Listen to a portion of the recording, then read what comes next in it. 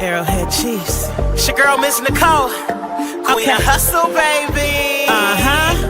Started from the bottom, now we here. My homie at the start of his career. Let's go. Try to win him early, hear the truth. Tune in every Sunday for the juice. Arrowhead Chief Podcast, bringing all the news.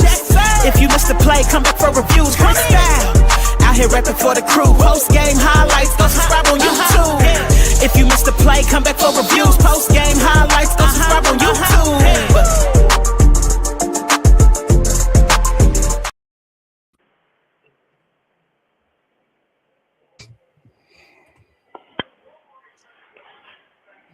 What's up, Chiefs Kingdom? You are tuned in to the Arrowhead Chief Podcast, episode 276. Hope everybody's having a good evening. The draft is finally over. The picks are in. Some of us are, well, I would say most of us are happy. But some of us are not happy. And one of them's on the panel right now. But we're going to talk about it. We're going to break down every pick. We're gonna get into it. We're also going to talk about which one is our favorite pick.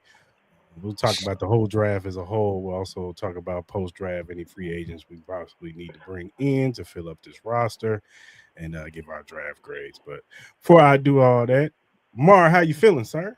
Hey, man, feeling good, feeling great, feeling good. Obviously, it's, beautiful out here in the Mo. The sun finally came out. It's a little gloomy. Y'all see the Royals jersey, they coming off a good week last week.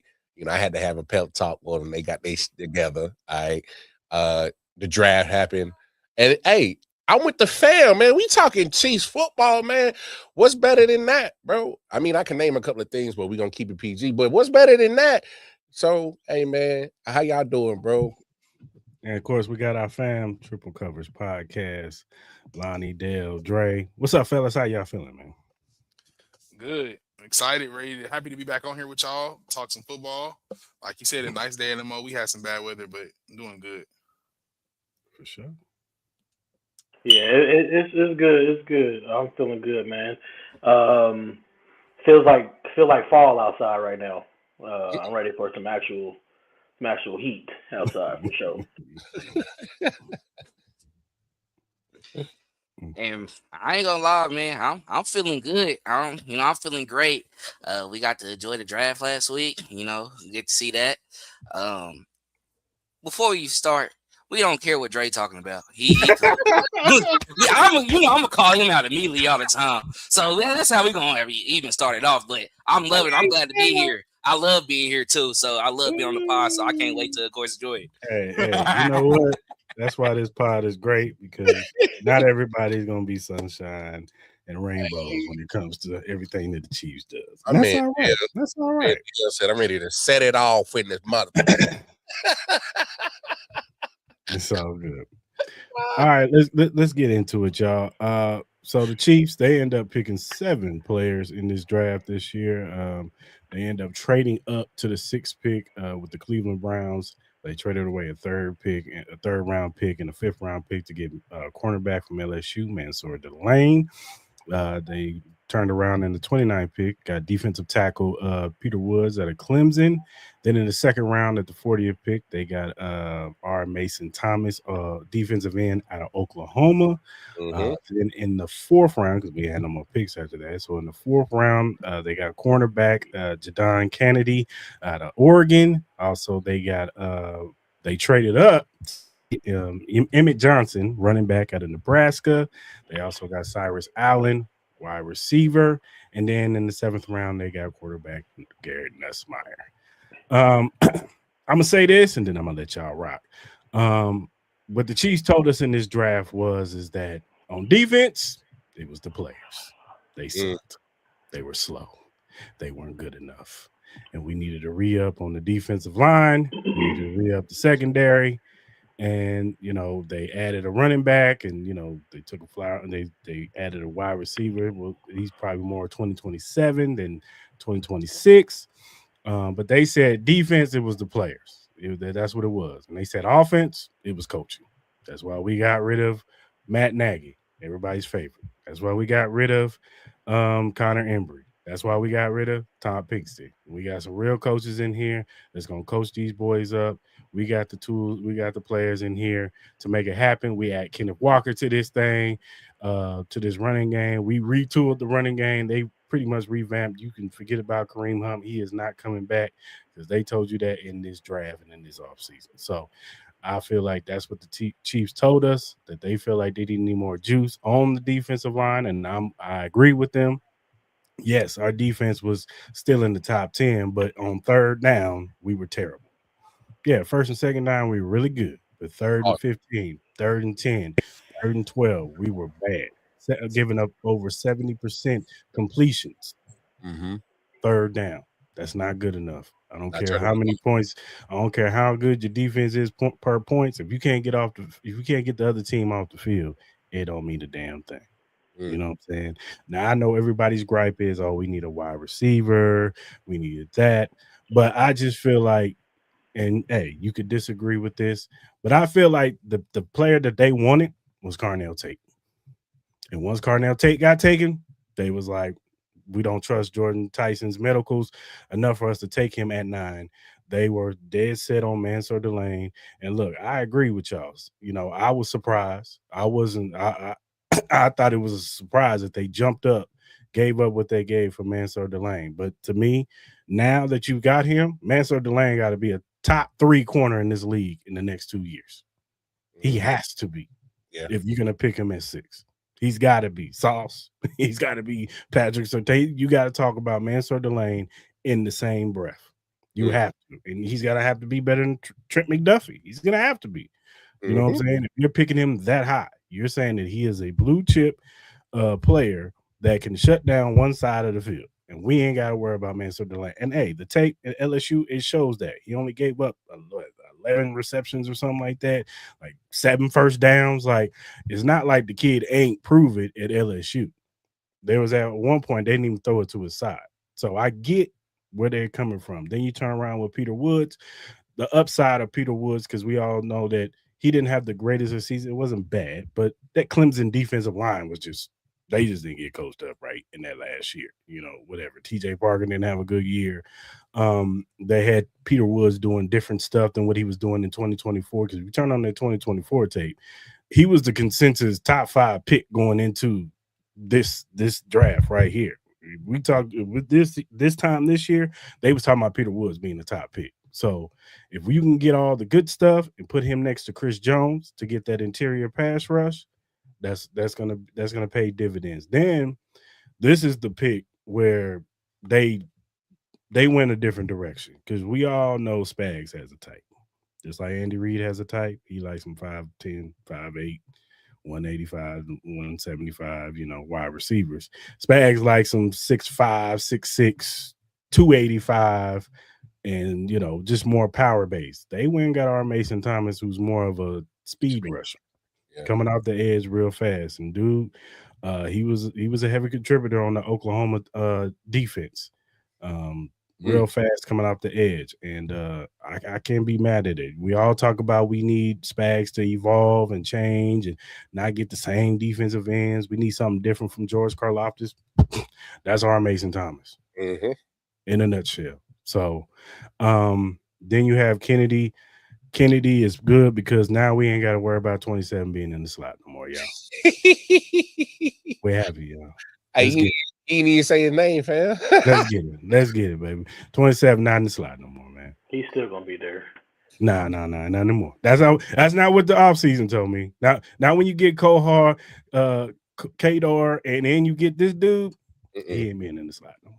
I could be wrong, Dre. A matter of fact, see, it's funny that you say that, because I was pulling up the depth chart. They officially moved his position to safety.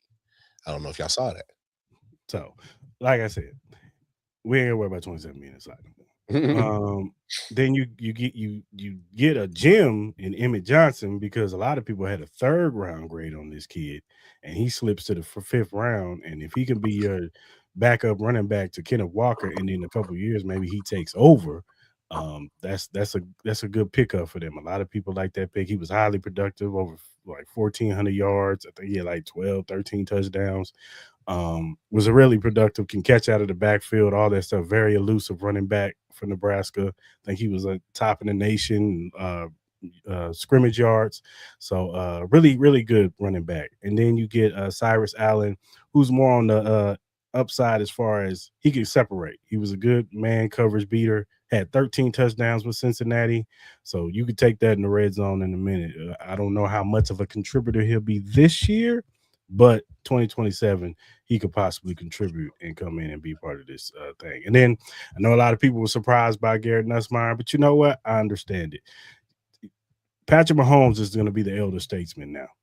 He's 30. He's the older guy in that room now. So now you draft young guys, low cheap, low cost. You ain't got to go out there and pay $6-7 million for Gardner Minshew or somebody like that. You develop Garrett Nussmeier. If he plays pretty solid in preseason or spot duty for if Patrick Mahomes get hurt, you can flip him for some picks, and then you do it again. So I had no problem with the draft. I thought, you know what I'm saying, they attacked most of the needs that they had to get. I was more harping on this defensive line. I thought they needed to get this defensive line right. I can hear the argument about wide receiver, but obviously they felt like there wasn't, after those 3 wide receivers were gone, they felt like those other wide receivers weren't good enough. Not enough for them to draft. So the floor is yours, gentlemen. Yeah, and I'm past to the triple coverage, fellas. Let's see what they cooking up with. So whichever one want to set it off, right? Well, yeah, I mean, I guess I go first. I'll make it quick. I mean, I feel like they put, like you said, Chris, a very large expectation on Mansour Delane, drafted him at that 6th spot. I mean, I understand that the necessity and the need of corner, but when you just start to look at prior picks that went in that first round at cornerback, you get to talking about the names like Jalen Ramsey, who went 5th overall. You go to talking about Sauce Gardner, who went 4th overall. Then you have Patrick Surtain, who went 9th overall. So when you pick somebody of that caliber and you're picking that high and you go up and get a corner, that's the expectation that you're putting on that corner. Now I understand that the film looked good. We all know that no touchdown stat can kind of be inflated. We've seen that with Snead ourselves, right? Snead didn't give up no touchdowns, but he really was like, you were good, but when we needed you to be. So, and I understand that, but I just think they put a big expectation on that young man. And I don't really remember a lot of people. I know they were saying he was a number 1 corner in the draft, but I don't remember people saying that he was a top 5 pick in the draft. So, and that I feel like that was just a little bit of a reach. I do think that they did have Carnell Tate on their board, and once Carnell Tate was gone, I think that they did shift their thought process to defense. How we got to corner, I don't know. And then you go pick somebody like R. Mason Thomas, who has is literally the same situation as Ruben Bain. I mean, you kind of got the same size. I don't know if the arm length, they said it was short arms there as well. So, and I feel like they just should have got a game-changing defensive player. I've been saying that from the outset, right? I feel like they needed to get someone who is going to come in and shift the balance of power when it comes to that defense side of the ball. Go find you a Khalil Mack. Go find you a Trey Hendrickson. Go get you somebody of that caliber. And I thought Ruben Bain was sitting there at 6, and that was just a surefire pick to just go ahead and shore that up. So we wouldn't be having these same questions that we do coming into the season. Because, yeah, we do get R. Mason Thomas, and he did, spin Kalen Proctor like a top, right? But they said Kalen Proctor wasn't even the best tackle, one of the best tackles in the draft, and it was a little bit of downside to him. So I don't know how much stock you can really put into what they did as far as those top 2 picks. I just feel like if it is a fumble, we'll find out, and we're going to find out quick because he's going to have to play and he's going to have to produce. Sauce Gardner won Defensive Rookie of the Year. Patrick Surtain has already won Defensive Player of the Year. So like I said, the expectation for Mansour Delane is kind of super, super, super duper high. So you have to come in and be that guy. Like you said, he has to come in and be better than Trent McDuffie. That isn't to say that he can't, but I know people love to look at stats, right? People love to look at all the numbers. This game is just different. When you line up in that slot or you line up outside, and I don't know who's one of the best wide receivers right now comes and steps in that box. I don't know who name can I throw in there. That's a lot of them. Who's the guy? The guy in Sutton. Is that Cortland Sutton? Yeah, Cortland Sutton lines up out there. You got to be able to shut him down. And do it at a high level. And to be 5'11", and they go 6. I mean, I understand that it's like only inches, but it's just like you got guys like you getting a corner when you going up at 6. You getting a 6-foot guy, long arms. It's gonna shut everything down that's coming to his side. If you want to go get a 5'11" corner, you could I have mean, just like he's actually 6 foot, but keep going. But why they saying he 5'11" then, Chris? I mean, I probably don't take know. your shoes off, bro. I don't know where you heard. Quit I don't know where trying you to heard make him 6 foot. Everybody want to make him 6 foot. I didn't hear that. All I see is 6 foot. I don't know where you got. I don't know where y'all got 5'11". Okay, well, I seen 5'11", so I just don't. I don't know. I'm not gonna say I don't like the pick. I understand why they did it, and then to move like Peter Woods, like same thing you said, Chris. I heard a lot about him. They said McShay had him as a top 10 pick last year at this time coming into the draft. So like this was a guy that just fell down a lot of people's boards. I'm not sure for what reason. They said that Clemson made him take off a lot of weight, which they think hurt his game. But I like that pick. I feel like people say it's not a one-on-one Chris Jones replacement, but I think that's somewhere where you can kind of start looking because he played inside, he played outside, he showed the sneaky power. He also showed power on the outside, showed a ability to stop the run. So I like what I've seen from Peter Woods. And then the third pick was R. Mason Thomas. Only reason I really didn't care for that pick is because if you're gonna go with a player, and I understand that we're talking about players with short arms. Now we want to look at the arms and how they can be held back and different things like that. I feel like you just go with the best player, and I think R. Mason Thomas was good, but was he SEC Player of the Year like Cassius Howe, a guy that's from Kansas City? So I mean, I don't know what the Chiefs thinking process was there, but I think I personally probably would have went with the SEC Player of the Year. I understand that this guy is good, and he played in a college football playoff game. He played against one of the best tackles in the game right now, I guess, in college football, and Caleb Proctor, and had a day. But I just don't. I think when you're talking about short arms, let's get somebody definitive that we know is going to get in there and produce. And I think when you're talking about an SEC Player of the Year, that's a surefire producer coming in. I don't know how it looks or what it looks like, but I think that's somebody that's proven and shown that they have an ability to play with other NFL caliber talent and be successful. So I would have went a little different direction there. And then that 4th round pick, was that Cyrus Allen in the 4th round? That was Janon Kennedy. Jaden Kennedy. I like that pick too, but also another guy that's a little bit shorter on the shorter side. They said had the ability to play the slide, can be very versatile. I like the pick, but again, like I said, we getting corners and we getting undersized corners. If we know anybody, we know what the rest of the AFC West is gonna do. Get some 6'4", 6'3" guys, and now we just gonna play jump ball games all day and throw it up because we got the quarterbacks. That make the quarterback job easy. We get some tall guys and just throw it up, see who can make some plays. So I think that the Chiefs, they did good in picking those defensive players. But I think that they put a lot of lofty expectations on that first pick and putting some pressure on some guys coming in here just without kind of not, and I'm not going to say they're not proven, but expecting them to come in and just take over for some all-pro guys that just went and got some fat contracts and to be productive. So I think that we're going to see what it is, but I'm not saying that it was the best draft for Brett Veach, and I don't think if we get into week 2, week 3, Mesidor and gave up. I mean, with Delane that gave up 3 touchdowns, the music is going to get real loud. And it's going to get loud for somebody. I don't know who it is, but I would have to think it's the guy that called in and turned in the card. So you know who it's going to be, folks. Let me ask y'all a question. Do y'all put any stock in him playing in the SEC? No? Who? Absolutely. Yeah. But this is my only thing, Chris, about that. Who is it? What was it? Or Jamar Chase in the SEC this year? Nah, don't do that. Don't do that. I'm just asking. I'm saying the best wide receiver was coming out the Big Ten. I mean, then okay, we need to just get all corners from then Big Ten. Then. No, I'm not saying that. I'm just saying like, no, I'm just saying I want to see him like we want to see good on good, right? We want to see. I think they crossed it. We want to see the best on the best. Just all my man did was shut shit down. He did, but if he's like, okay, you matching up with Concepcion. And he did good against Concepcion. And he was good. Concepcion was good, but like Concepcion and Derek, like them is just 2 different levels. Like I feel like we gotta look into who he was guarding every day. Like we want to do that, we can go through every single game and then see where those guys went. And I don't remember no SEC really wide receivers getting called in this draft. So like I don't really. Here we go. Now we gotta depreciate the man. I'm just saying. I'm just telling you the truth. Just so we can justify to say, dude, ain't that good. All right. We'll see, I though. think it just defeated the purpose because you just used the argument for R. Mason Thompson, like playing for Oklahoma, and you said a Cassius from KC who was just a leading sack leader, over in that particular division. So I mean, if you're gonna say that, you gotta give Mansour and Delane His credit. his props, his credit too. But look, Cassius Howell though, Saying. we see him in the college football playoff, and you know who we had to go up against?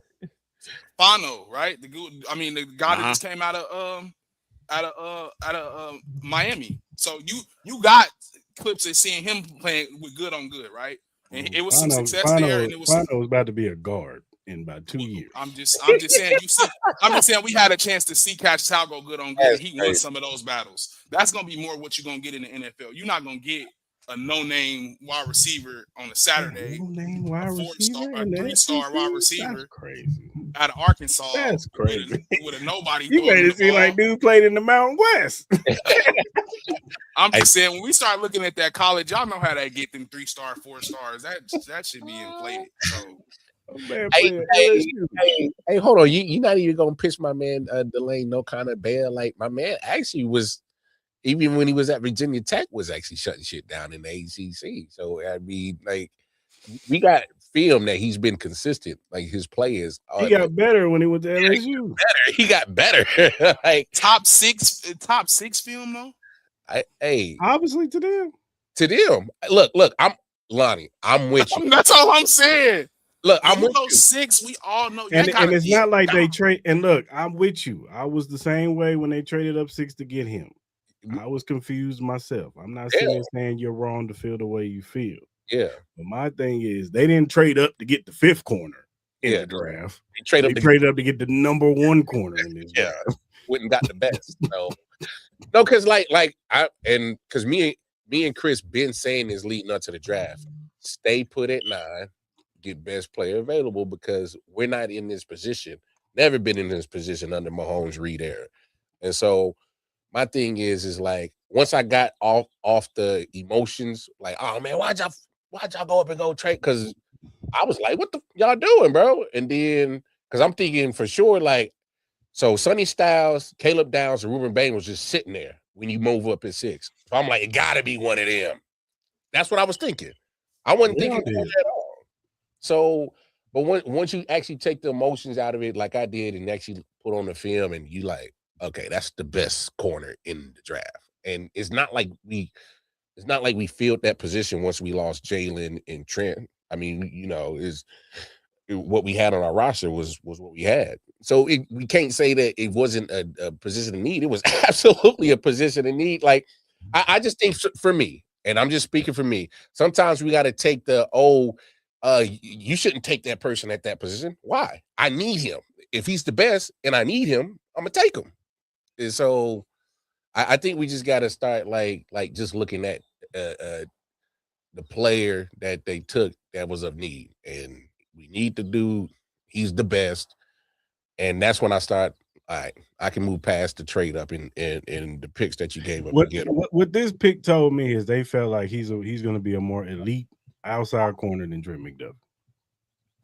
So he's definitely your Cortland Sullins, your dudes like that. He's going to be better prepared to guard those type of guys. Mm-hmm. That's what they're telling me. And like I said, that don't mean they right. I'm just saying that's what they saying. He better be, because are they gonna be like, Spags, you can go? But I think people got to understand that Rick Veach, he takes his draft grades and his draft board very seriously as well too, because even with what they said with the sources, like how it went and how his board went, like they had it in the order, even with Fernando Mendoza being number 1 at the top, even though they're not going to take him. This is the best person. They got their board actually set up like that. So when you got to, okay, RVL Reese was gone, along with, how everything was set up, they was like Mansour Delane on their board to them was at that number 6 spot as well too. I felt like at the need, seeing the other people, that other teams, I know people saying that they can fleece guys as well too. Brett Veach is not great at that. They can sell it as well. At the end of the day, you're going to go for who you think is going to make your team better. And honestly, they graded him better than Bane. And they feel like they were He able wasn't the to, only one. a lot of people. And at the same time, you see, he failed to 15. We Yeah. have to take that into account as well, too. So, like, are they really nuts? Because I even said this earlier. I said this on our other stuff as well. They said they didn't see him in the top 5. I said I didn't care. They seen him in the top 10. And I'm not going to lie. I have seen him on some of our boards where as well. So I was like, okay, this is interesting.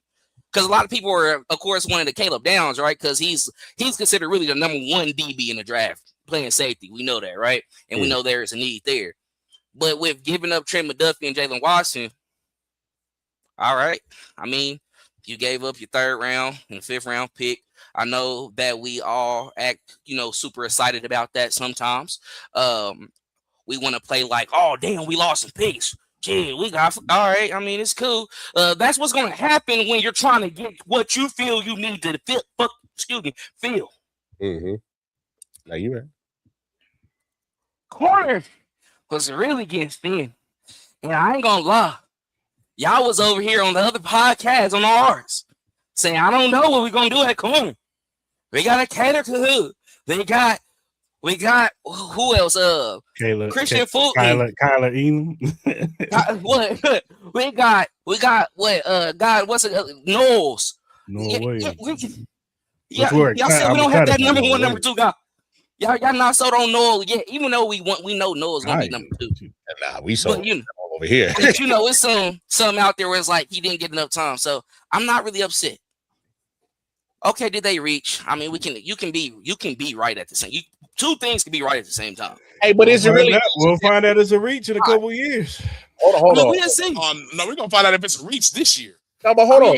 Is it a reach? It's 3 spots.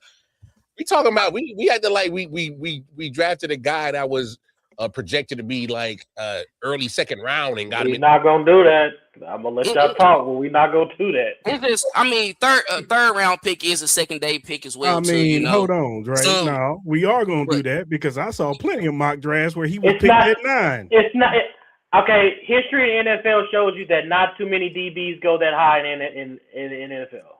It's not a good history. It's not a long history of them. Okay, that's fine, but still, it's not like that. And he wasn't picked in 9. Like I saw a lot of mock drafts that picked him. But to trade up and give up capital for him, he better. I don't want no excuses until next year. No, we got till next year. We got to. Well, he's a rookie. No, he needs to be impactful week 1. I hear you. And I see in the chat they said until year 3 as well too. I can understand like on both. Look. I'm gonna say this. Because at the end of the day, he's still a rookie. But I'm not going to lie to you. With them going 6, I'm all in. You're going to go get the defensive rookie of the year. Don't care. Yeah, I want you to get it. Like, being under Spags and being under our defense, still I feel under that veteran leadership, though. And then also, of course, filling in those particular needs. And I still feel like we got better on the defensive line, regardless of what happened. Because when you go to Peter Woods as well, too, I know they said, honestly, I compared him, baby CJ, too. CJ give up as well.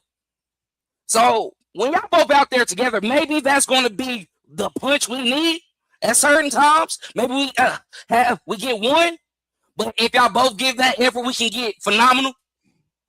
So I mean, that was the scouting report on Chris Jones when he came out. That's why he fell to the 2nd round. Exactly.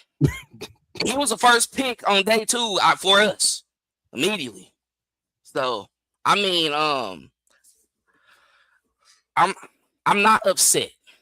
You can grade it based off the capital that we have, but I think at the end of the day, people are going to be satisfied with, okay, you felt the need. Now then going to R. Mason Thompson, I need somebody to just get after somebody. Honestly, y'all can. I'm giving Gelati because I see fight in Gelati. Felix, nah. You had your flashes, but you just not gonna. We know you're not starting. No. So I think if he goes out there and just, of course, he can possess and show that what he knew. We already know that we're a schematic defense as well. So all in all, I think when it comes to it, of course they're gonna fit them in when the need is there. But yeah, I give the rest of mine's a little bit later as we keep on going. Dre, I'll let you go because I know we've been waiting for a while. Oh no, man! I want people to get. I want people to get they words. I want people to say what they I'm got going to get say, it out. man. Don't trust me. Go ahead. I gotta go check on something. That's all. All right, okay. Go on, do your thing, Dre, because I know All you're right, over there hot so boiling. yeah, because I just personally feel like there was a guy who would have been more impactful than Delane sitting right there, and that was Sonny Styles. Yes, I personally wanted Cornell Tate. I've been saying this since last year, and it's clear, like Chris said, that once he went off the board, that's when the Chiefs was like, okay, two players. Yeah. Hold on, Dre. I don't mean to cut you off. Good, It's two players. I feel like when they went off the board, it was over. Well, actually, three. Arvell Reese. I do think that Arvell Reese smoke was real. David Bailey, because you could tell by the R. Mason Thomas that they're pretty much similar players, and Cornell Tate. Yep. I think when those three players was gone, the next person on their board was Mansour Delane. Yep. Yeah, I feel like that's who for one, that's who I wanted for sure, Cornell Tate. But me personally, when you move up to 6 and you give up, everybody talking about it's the third and fifth, whatever. I mean, whatever draft picks, whatever. When you move up and you give up for a corner, it's not too many DBs that. I mean, yeah, we got the Jalen Ramseys, you got Sauce Gardners and stuff like that. You got the Patrick Petersons of the worlds and stuff. So what that tells me is Brad Beach and them sees that type of impact player starting week 1. Once I seen Cornell Tate gone and I seen that the Chiefs moved up, I was like, okay, Sonny Styles. It has to be Sonny Styles. Go get him. Because I would take him over. Can we let Leo go? We got Tranquil. Sonny Styles is. He'd be the best line. He'd be the best linebacker we had. Hey Dre. I would have helped pack the bags of Nick Bolton if we had Sonny Styles. Facts. 32. You got to go. That'll be a next year thing. He ain't going nowhere in this year, but next year. Regardless, I'm helping packing bags. Whether it's this year or next year, like you gotta go, bro. The future's here. Yeah. So with Delane, it is what it is. They picked him. So basically, how we move forward, and like I said, I don't want no excuses for him this upcoming season. He has to be impactful. Hell, Marcus Peters won Defensive Rookie of the Year as a DB. He was impactful week 1. So I just don't want no excuses. They better have hit on this. He's talented. Number one DB in the draft. A lot of people when I was saying that I was against the draft pick and everything like that, people were thinking that I was saying that Delane was trash. He's not trash. No, I hear you, because I think that a lot of Chiefs fans, because I ain't gonna lie to you, I was like that too. I was confused. I was a little bit like, what the fuck, a corner? Yeah. Especially how deep this draft was with corners. I was like, we can get a corner in the second round. What the fuck are we doing, man? Like, but then I was like, but it's not the player. Delane is excellent. It was just I was caught off guard by this one. That's my whole issue there. It's like. It's not him per se, because I know he's probably feeling like, oh damn, Chiefs Kingdom. They don't fuck with you, boy. They don't fuck with me like that. Yada yada yada. It's not you. It's not him at all. It's the fact that it's the what the Chiefs did, like to draft him or whatever. It's the position, whatever. Exactly. Hey, Trey, we all felt the same way, bro. Because trust me, me and Chris, we could literally, if we like showed our text chain, I was like, yo, what the? Look, I thought they was going to get banged. I thought they was going to get banged. That's what I thought they was going to get. I thought they was going to get banged. You know what I'm saying? Me too. But they obviously didn't value Bane at that spot, and it's not just them. It was. The thing is, dropped to 15. When they moved up, I didn't think Bane. The reason why I didn't think Bane was because I think he was going to be there at 9. Yeah. I mean, Well, so obviously he was. yeah. So, but that's when they moved up. I said we're gonna get Sonny Styles. Sonny Styles had one of the best combines this year. So I was like, impact player. That's a guy we need. Hey Dre. And I wanted that guy. Hey Dre, I'm not mad at that. you talking about pressure on the lane. So if Ruben Bain, Sonny Styles, and Caleb Downs automatically turn all pro in the rookie year, I'm gonna look like what the They're gonna look over his fags like. No, they ain't gonna look at Spags. They gonna look at that boy that Nah, put they that are. paper in there. No, Who that drafted him? because No, Spags that was was the a one Spags telling them pick. That don't was bring a in the Spags interview. pick. That Yeah, was a don't Spags pick. interview Oh, that was him. Bring Spags. him Yeah, in. yeah. They gonna Because look he right at told him, Spags remember, like, he what's up? said they was going to take him on the top 30 visit, and then Spags said, no, no. don't do that. He's going to tip him off. Yeah. So that was a Spags pick. I know y'all be Yeah. wanting to blame Beach, man. It don't always Nah, be him. man. It's something. He one of them guys that just irritates the hell out of me. I'm sorry, but I mean, That's crazy. I don't know. I think with Delane, I think that they are seeing a Derek Stingley type of player because they're basically built pretty much the same. They came from they both LSU DBs, so I think that's what they're thinking his impact is going to be. Stingley is a dog. He's a dog. But like I said, I gotta live with that pick now. I just don't want no excuses, and pretty much what that tells me, because with that pick, the second pick, and the third pick, that pretty much just tells me that all right, the offense is fine. The offense is fine. We're gonna fix this defense. Pat Mahomes, you take it over. I just don't like that. Like Nick Wright said, yeah, they're gonna put a lot of pressure on Pat, but he said it's for good reason. I disagree with that. I think it's pressure on Pat coming off of an injury. I disagree with that because of all the resources they put in that running back room. It'd be different if they was just like, we can go get Tyler Algier. We're gonna go get Tyler Algier. We'll go get some dude in the 7th round. Rashard Smith and Tyler Algier. We'll be fine. That would have been crazy. No, they went and got the best on free agent, the best running back in free agency. And then, you can say whatever about DeMarcado, but I think he's a good change of pace back. Nope. And then you got your boy. he wanted to be on the team, man. He just a fill-in, man. We already know. DeMarcado will be on the team. I do think he's gonna be on the team. I think the three will be. I think the three will be him, DeMarcado, and Kenneth Walker. I think that's what it's gonna be. I think this says more about Rashard Smith. Count your days, brother. You better be good at punt and kickoff return, player. Yeah, it's gonna be him and Nico returning kicks. Nico out of here. No.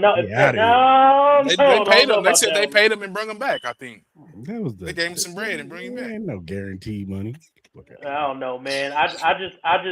But I will say, I do like the Emmett Johnson. I do like that pick.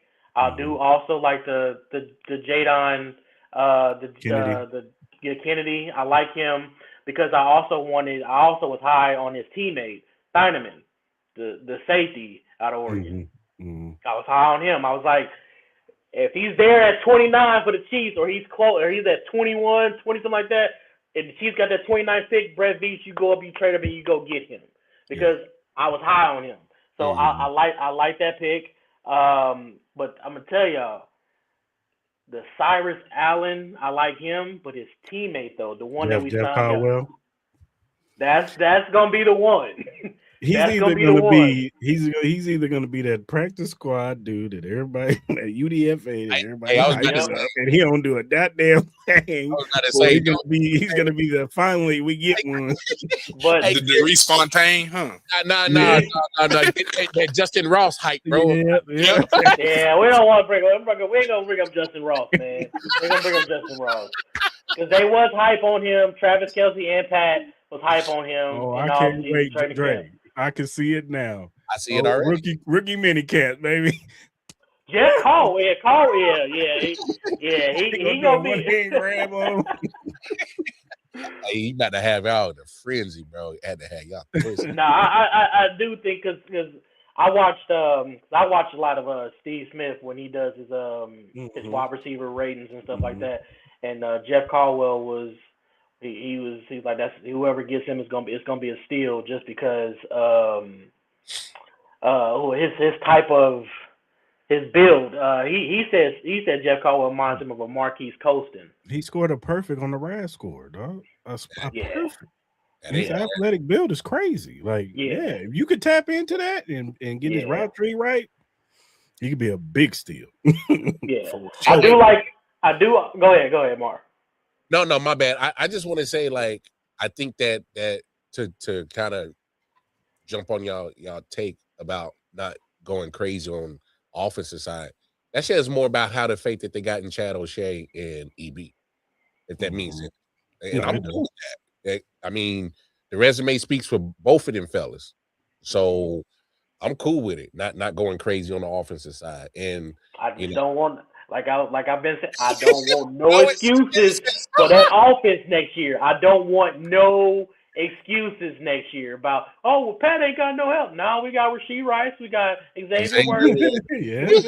No, I don't want to hear no excuses. You got Travis Kelce. They was about Travis Kelce pushing 40, blah blah blah. I don't want to hear that. I don't want to hear that excuse next year. You got a 40-year-old Travis Kelce. I don't want to hear it. Dre. I agree with you, Dre. I don't want to hear it. That's a fair take. That is fair. Yeah, it is up for Rasheed Rice, Xavier Worthy, Tyquan Thornton. He's got to be consistent, and Jalen Royals. We got to see some production out of Jalen Royals. We have to. That's fair. Yeah. I mean, that's the wide receiver room. I feel like we need. Yeah. Go ahead. I wouldn't be surprised if we bring one more in. Oh, we already know who's coming in. 10. Nah, don't do that. That jersey is already ready for it's him. happening. I already know why it's gonna happen. I don't know why. It's happening. That's already it's done. happening for sure. That's already done. He in Kansas City and shit, working out and shit. Yeah. Hey, do me a favor. And like, you all right? You good? Damn that. Do me a favor. Hey, equipment manager, give number 10 to Cyrus Allen, man, so we can go ahead and nip that shit in the butt, bro. Nip that shit in the butt right now. But we already know that once he signs, what's the ticket for the jersey? Hey, what you want? What you want? Racks for you. I got 50 racks. 100 racks. Like, Cyrus Allen gonna go in there and be like, let me get 10. Nah, 10's not available right now. Yeah, 10 not available. We already know 10 not available. Not available right now. 10 not available. What you mean? I just looked at the list. It's right here. Nah. That ain't it. He just ain't signed yet, but he here. He gonna be here. He's here. Yeah, because he in Kansas City. He be in here. He be here often. I mean, his kid's here, so yeah.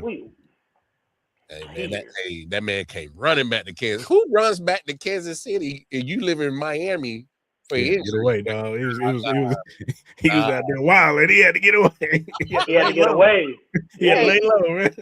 What you mean lay low? He can't lay low here in Kansas City. He'd probably made it the same mess here, bro. That we don't even know. It's way different in Miami. He's quieter. Way different than you. He on the low here. Miami to Kansas City. And shout out to all my people, all the ladies out there in KC. Ain't nothing like Miami.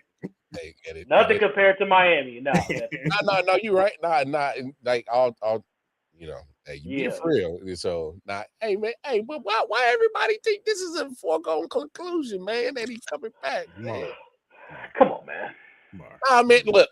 Hey, I'm just saying, where we gonna draw the line of stop running it back with the whole thing back? Like, come on, man. We don't like. You know they love to do Everybody didn't have their reunion except him. Mm-hmm. Yeah, but like he wanted to leave, so like don't want to come back. He wanted to get that bag, and I don't blame him for wanting to get that bag. Yeah, but I'm saying like your bag, like our bag. They ain't gonna pay him. They ain't gonna pay him a lot of money. He might get a 1-year, $4 million deal with 10 mil. Hell is. And he's gonna be on pup probably for a minute. Oh, he'll be signed by training camp. Nah, it's gonna He's not gonna be able to work. He's not gonna be able to work out now because I be watching him on Snap and stuff. So yeah, he's gonna be on pup. He'll be on the pup, but they gonna get him on the roster for sure. He'll be playing by October. Yep. By October. Halloween, Thanksgiving. They're gonna ease him back in. We just need you for January, player. Yeah, exactly. February. Y'all know good and damn well if we at least get 80% of Tyreek Hill, it's a wrap, bro. Call it a done deal. That's crazy, dog.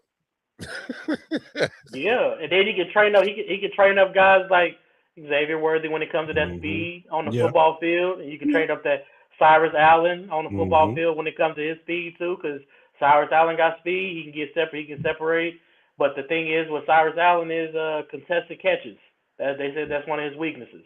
Yeah. So, man, we already know foregone conclusion, Mark. I'm just saying, man, hey, I only know one ex-girlfriend I went back to. I didn't go to all of them, bro. That's all I'm saying. I mean, I feel you. I'm on the same thing. I mean, you know, what Wale say, most time the sequel sucks. I get it. So it has. It might be Terminator 2, though. You know what I mean? Like I said, he already in Kansas City. He once they released him, he was in Kansas City that same day, if I'm not mistaken, or the next day. So working out. Yeah. Rehabbing, doing his thing out there. He worked out in Lee Summit. Yeah, exactly. You want a burger? Exactly. So for conclusion, I bet not see nobody with 10 on going in the training camp, and if they do, Tyreek is gonna probably offer him a bag for it. So. Oh no, he probably don't even have to. Or he might get the 81 because I remember when Tyreek first came in the league, he had 81. I was gonna say that he might just go vintage 81. Nah, we know 10. We know 10 is his though. The fake 10 left. Let's get the real 10 up in here. Facts. It's not disrespect. That 10 got 2 Super Bowls. Remember that? He did. He did. But hey, people already on his head. They was like, "Yo, your boy Emmett Johnson already a better dancer, bro." That's crazy. Yeah, and I said that the other day too. I said we got another damn. He was over there. They was like, "Yo, he over there." I was like, "Damn." My boy was river dancing. Hey, as long as he produce on the field, I don't care what kind of dances he do. Nah, we need to cut out the TikToking because that was part of the reason why Xavier Worthy was hurt with his damn ankle last year. All the damn TikToks and dancing. Because I remember when Xavier Worthy just happened to just pop up on the injury report with that damn ankle. Out of nowhere. Yeah. So he no got more off dancing. the plane and his ankles hurt. I was like, what happened to him? What happened to him? I thought it was just a shoulder. No, his ankle tweaked. They back there pop locking and shit. Yeah, playing in the locker room, playing on the plane, playing. Sit down. Doing the Memphis jug in the plane. Yeah, man. Y'all sit down, man. Yeah. Yeah. But no, I feel y'all, man. Like I said, I thought that they was gonna trade up and get Ruben Bain. I hear you, Lonnie. You know what I'm saying? You want to get the best pass rusher. In one of the better pass rushers in Ruben Bain. But I think that what they told us is that short arms bother them. And I think it bothered a few teams. How? They went and got a dude with Armin Thomas, they said got the same issue. This is why I don't get the Chiefs. Right here. I don't think they see it that way. Hey man. Hey, look, and I think they think he's more bendier than Ruben Bain. I think he's more versatile than Ruben Bain. Because I and this is what when we was on TikTok when I was saying he gives me Tamba Ali vibes because size wise, yes, that's why I agree with you. But what I'm talking about the versatility when Tamba. Hey, when you call a player the closer, hey, put that dude on my team, dog. Hey, put that dude on my team, dog. You call that dude the closer? Like, he shut down in the fourth quarter. Hey, and he had the C on his chest. Come on, man. R. Mason, we just need you to get to that quarterback right there. And he did that. All I'm saying is if you got questions about R. Mason Thomas, I think the film should alleviate all those problems because I think he, like to Lonnie's point, I think he is in the same boat where you look at Ruben Bain where they're going to have the shorter on questions, but if you put on the film, I don't care. Film don't lie. Like if Ruben Bain's beating down people, so was R. Mason Thomas. I put on the film. I said, we got him in the what round? I said, okay.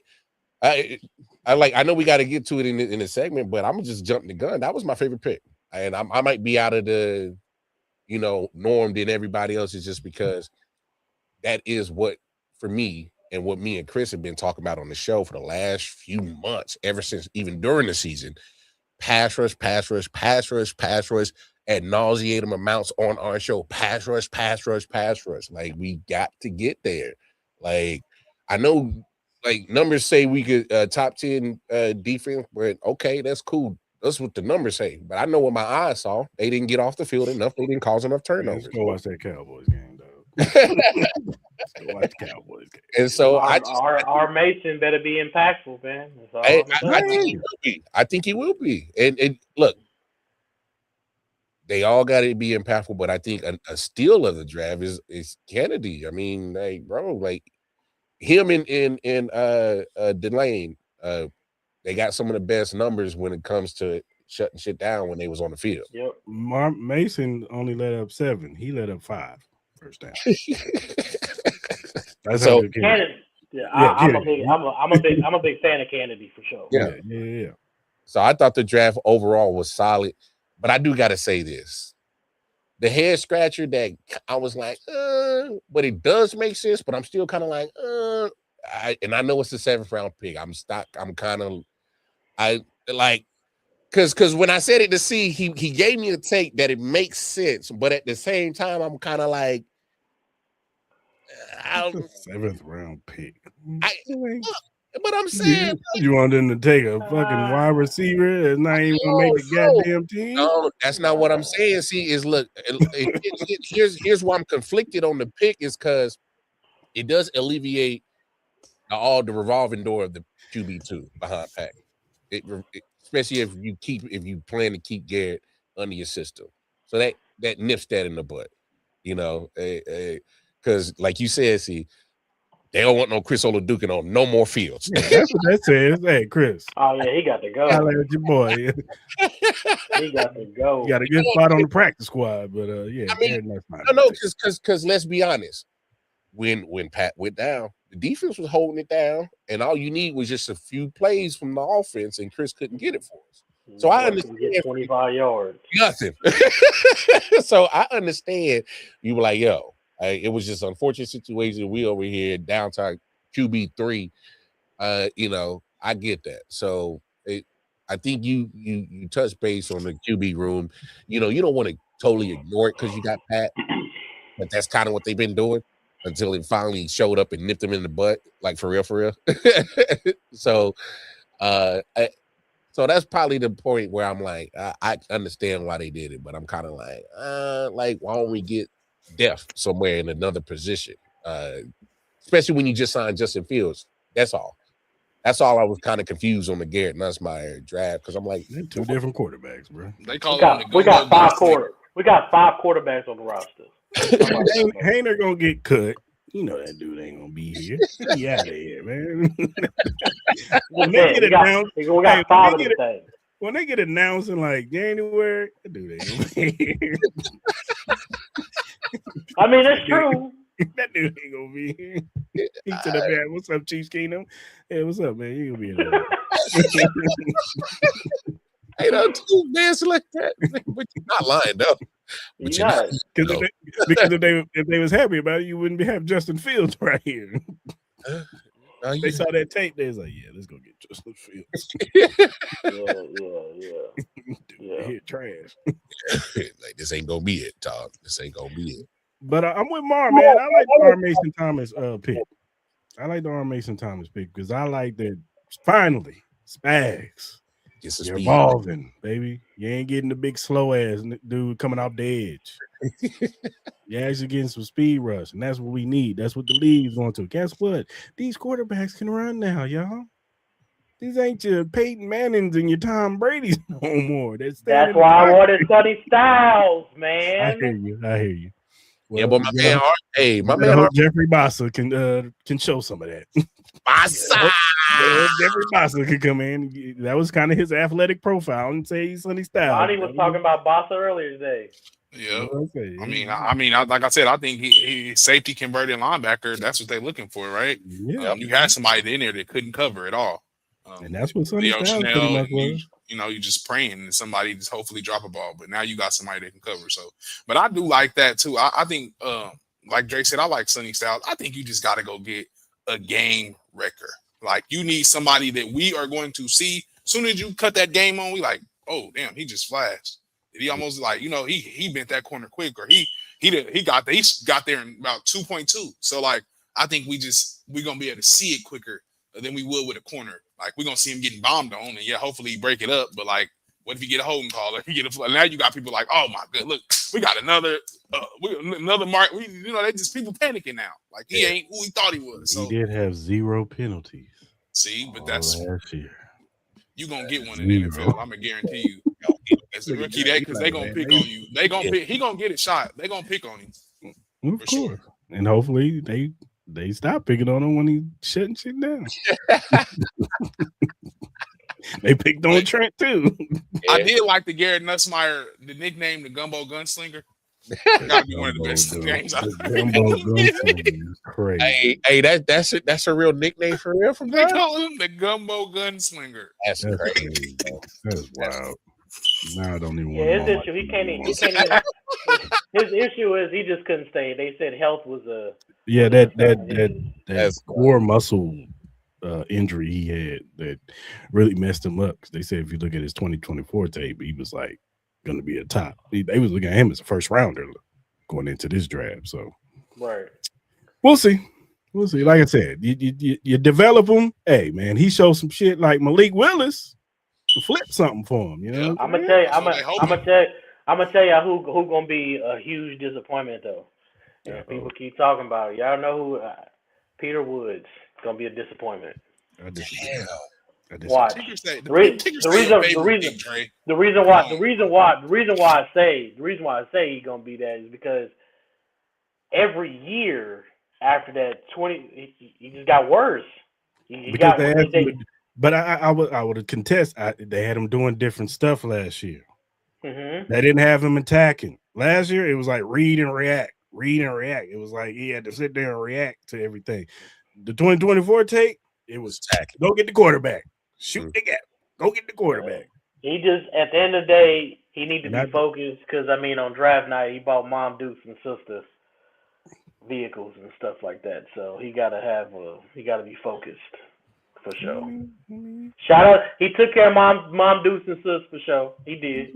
Hey, my man went to the strip club. Hey, I'm just saying. A lot of them they get that bag and it's hard to get up and go to work when you land on satin sheets, my boy. So it is. But hopefully Chris Jones could take him under the wing. Hopefully, because from his college tape, it's gotten worse. It's gotten worse. But I think that was just the defensive coordinator wasn't that good. That's just my opinion. Hey, also once Veneros went to Oklahoma, it was a wrap. Dabo running that. I don't want to care what nobody say. Dabo running that. Yeah, but look how Dabo's been falling off. So it's quite interesting when Veneros went to Oklahoma and that defense changed. Because Dabo falling off just because the simple fact is that he don't want to buy into the whole NIL and pay these players. That's his issue. Yeah, that's part of it. But that's his own doing. When the coordinator left, the defense looked a little suspect. I was looking at Dabo like, was it you or was it him? I don't know. Yeah, we let a little fishy over here. Hey, because it wasn't just Peter Woods and T.J. Parker. They both. Avion Terrell Hunt too. Avion Terrell was supposed to be a top pick. He slid too. So I just think, like he said, I think it was bad overall. But I just wanted to get my favorite pick. My favorite pick was Emmett Johnson. I love the pick. I think that was a lot of. I think that was a lot of people's favorite pick. Just from what he showed in Nebraska, the ability to break tackles. We know what EB does with guys like that. If you got the ability to make that first guy miss, you can go a very, very, very long way in this offense. We've seen a lot of that from Kareem Hunt when he was a rookie. This innate ability to break tackles. And I love that for Emmett Johnson. That's what he reminds me of. Yep. I think he has a chance to have a lot of success within the Chiefs offense because that's what a lot of our offense is predicated on, is making that first guy miss and getting yards, whether it be after the catch or after the line of scrimmage. So I love that pick overall from them. Is the Emmett Johnson pick. I think it was perfect, even where it came. And I think he does make a roster. I don't know how he gets on, if it's special teams or if he's the third back, but I don't know. I think that might be Rashard Smith. Really might be the odd man out. Practice squad. Me and C already said it. He might be a Friends practice squad if it shakes out, unless they go in. No, I think they're going. I think they're gonna move Brashard Smith to wide receiver. I think they're gonna make him more of a gadget guy. I don't think more so. I don't think like wide receiver per se, but more so like jet sweeps and things of that. I mean, we got to get back to that too. We stopped doing that. Yeah, I feel like they kind of. I feel like they kind of with that. They also kind of made the offense predictable and stuff like that too. And it so I think they'll get back to that. But yeah, I personally, I mean, a gadget player makes sense, but a full-time running back, I think that's over. Yeah. His best bet would be punt return, kickoff return, because he did show a little bit of that when he got back, especially in that. I think it was that Denver game. I want to say where he showed a little bit of juice in that punt return with a little bit, but because I'm done with Nico Remigio. I'm sorry. It's time to get him up out of here, dog. Yeah, I'm about tired of that too. But I didn't say my favorite pick is Kennedy though. Jadon Kennedy. That's my favorite pick. I think he's gonna be a problem. I don't know. He's gonna be impactful at some point during the season. May not be week 1, but I think we're gonna hear his name a lot in training camp. Yeah, I think that one thing about him is he could take the ball away. That's what I like about him. And he also comes up to the line too. He's gonna be reading. That blitz. Yeah, that nickel blitz with him. Yeah, get ready. I like that. He's gonna be a problem. Yeah, for sure. All right, man. Let's talk about the full draft, man. Because you know what I'm saying. Like we already knew where Fernando Mendoza was gonna go. Like the draft started at pick, and even pick 2, they started saying David Bailey was going to the Jets. Whatever, you know what I'm saying. But Jeremiah Love going to Arizona. If I'm Tyler Algier, I'm like, fuck yeah. Like for real, what are we doing? Yeah, but come on, just like you said earlier. Oh, just stick with Tyler. Now, Tyler Algier, like he was cool and all, but bro, like you brought me in this motherfucker. You told me I was gonna start. No, he thought he was gonna start. He's getting Sonny Styles, man. No. We get Jeremiah Love. Look, I get it though. I get it. Yeah, we gotta get some excitement over here. Yeah. Arizona, we ain't going nowhere. Who's throwing them the ball though? That's my Carson Beck. You ready? That's why I'm like, I get the pick, but I mean, Arizona, you got a running back just for you to have to send him to the Chiefs in 3 years and let him sign? Hey, yo, that's crazy. Like what? Like, I mean, I'm just trying to I don't get it. Like, you got him to run him in the ground? Shit, you gonna get his knee blown out in the first 2 years? Who blocking for him? Hey, I mean, when you got a lot of things you gotta fix at one time, sometimes you just sometimes you gotta get something. Class you do. You know, sometimes you just get fan base. You be like, yo, we need to sell some tickets. We need to make it look like we want to do something great up on this thing because Arizona ain't popular. I mean, they got Jacoby Brissett. Brissett lit it up last year. I ain't gonna lie. He did. He lit it up last year, and they also got Gardner Minshew too. So. Okay, but how many times have we?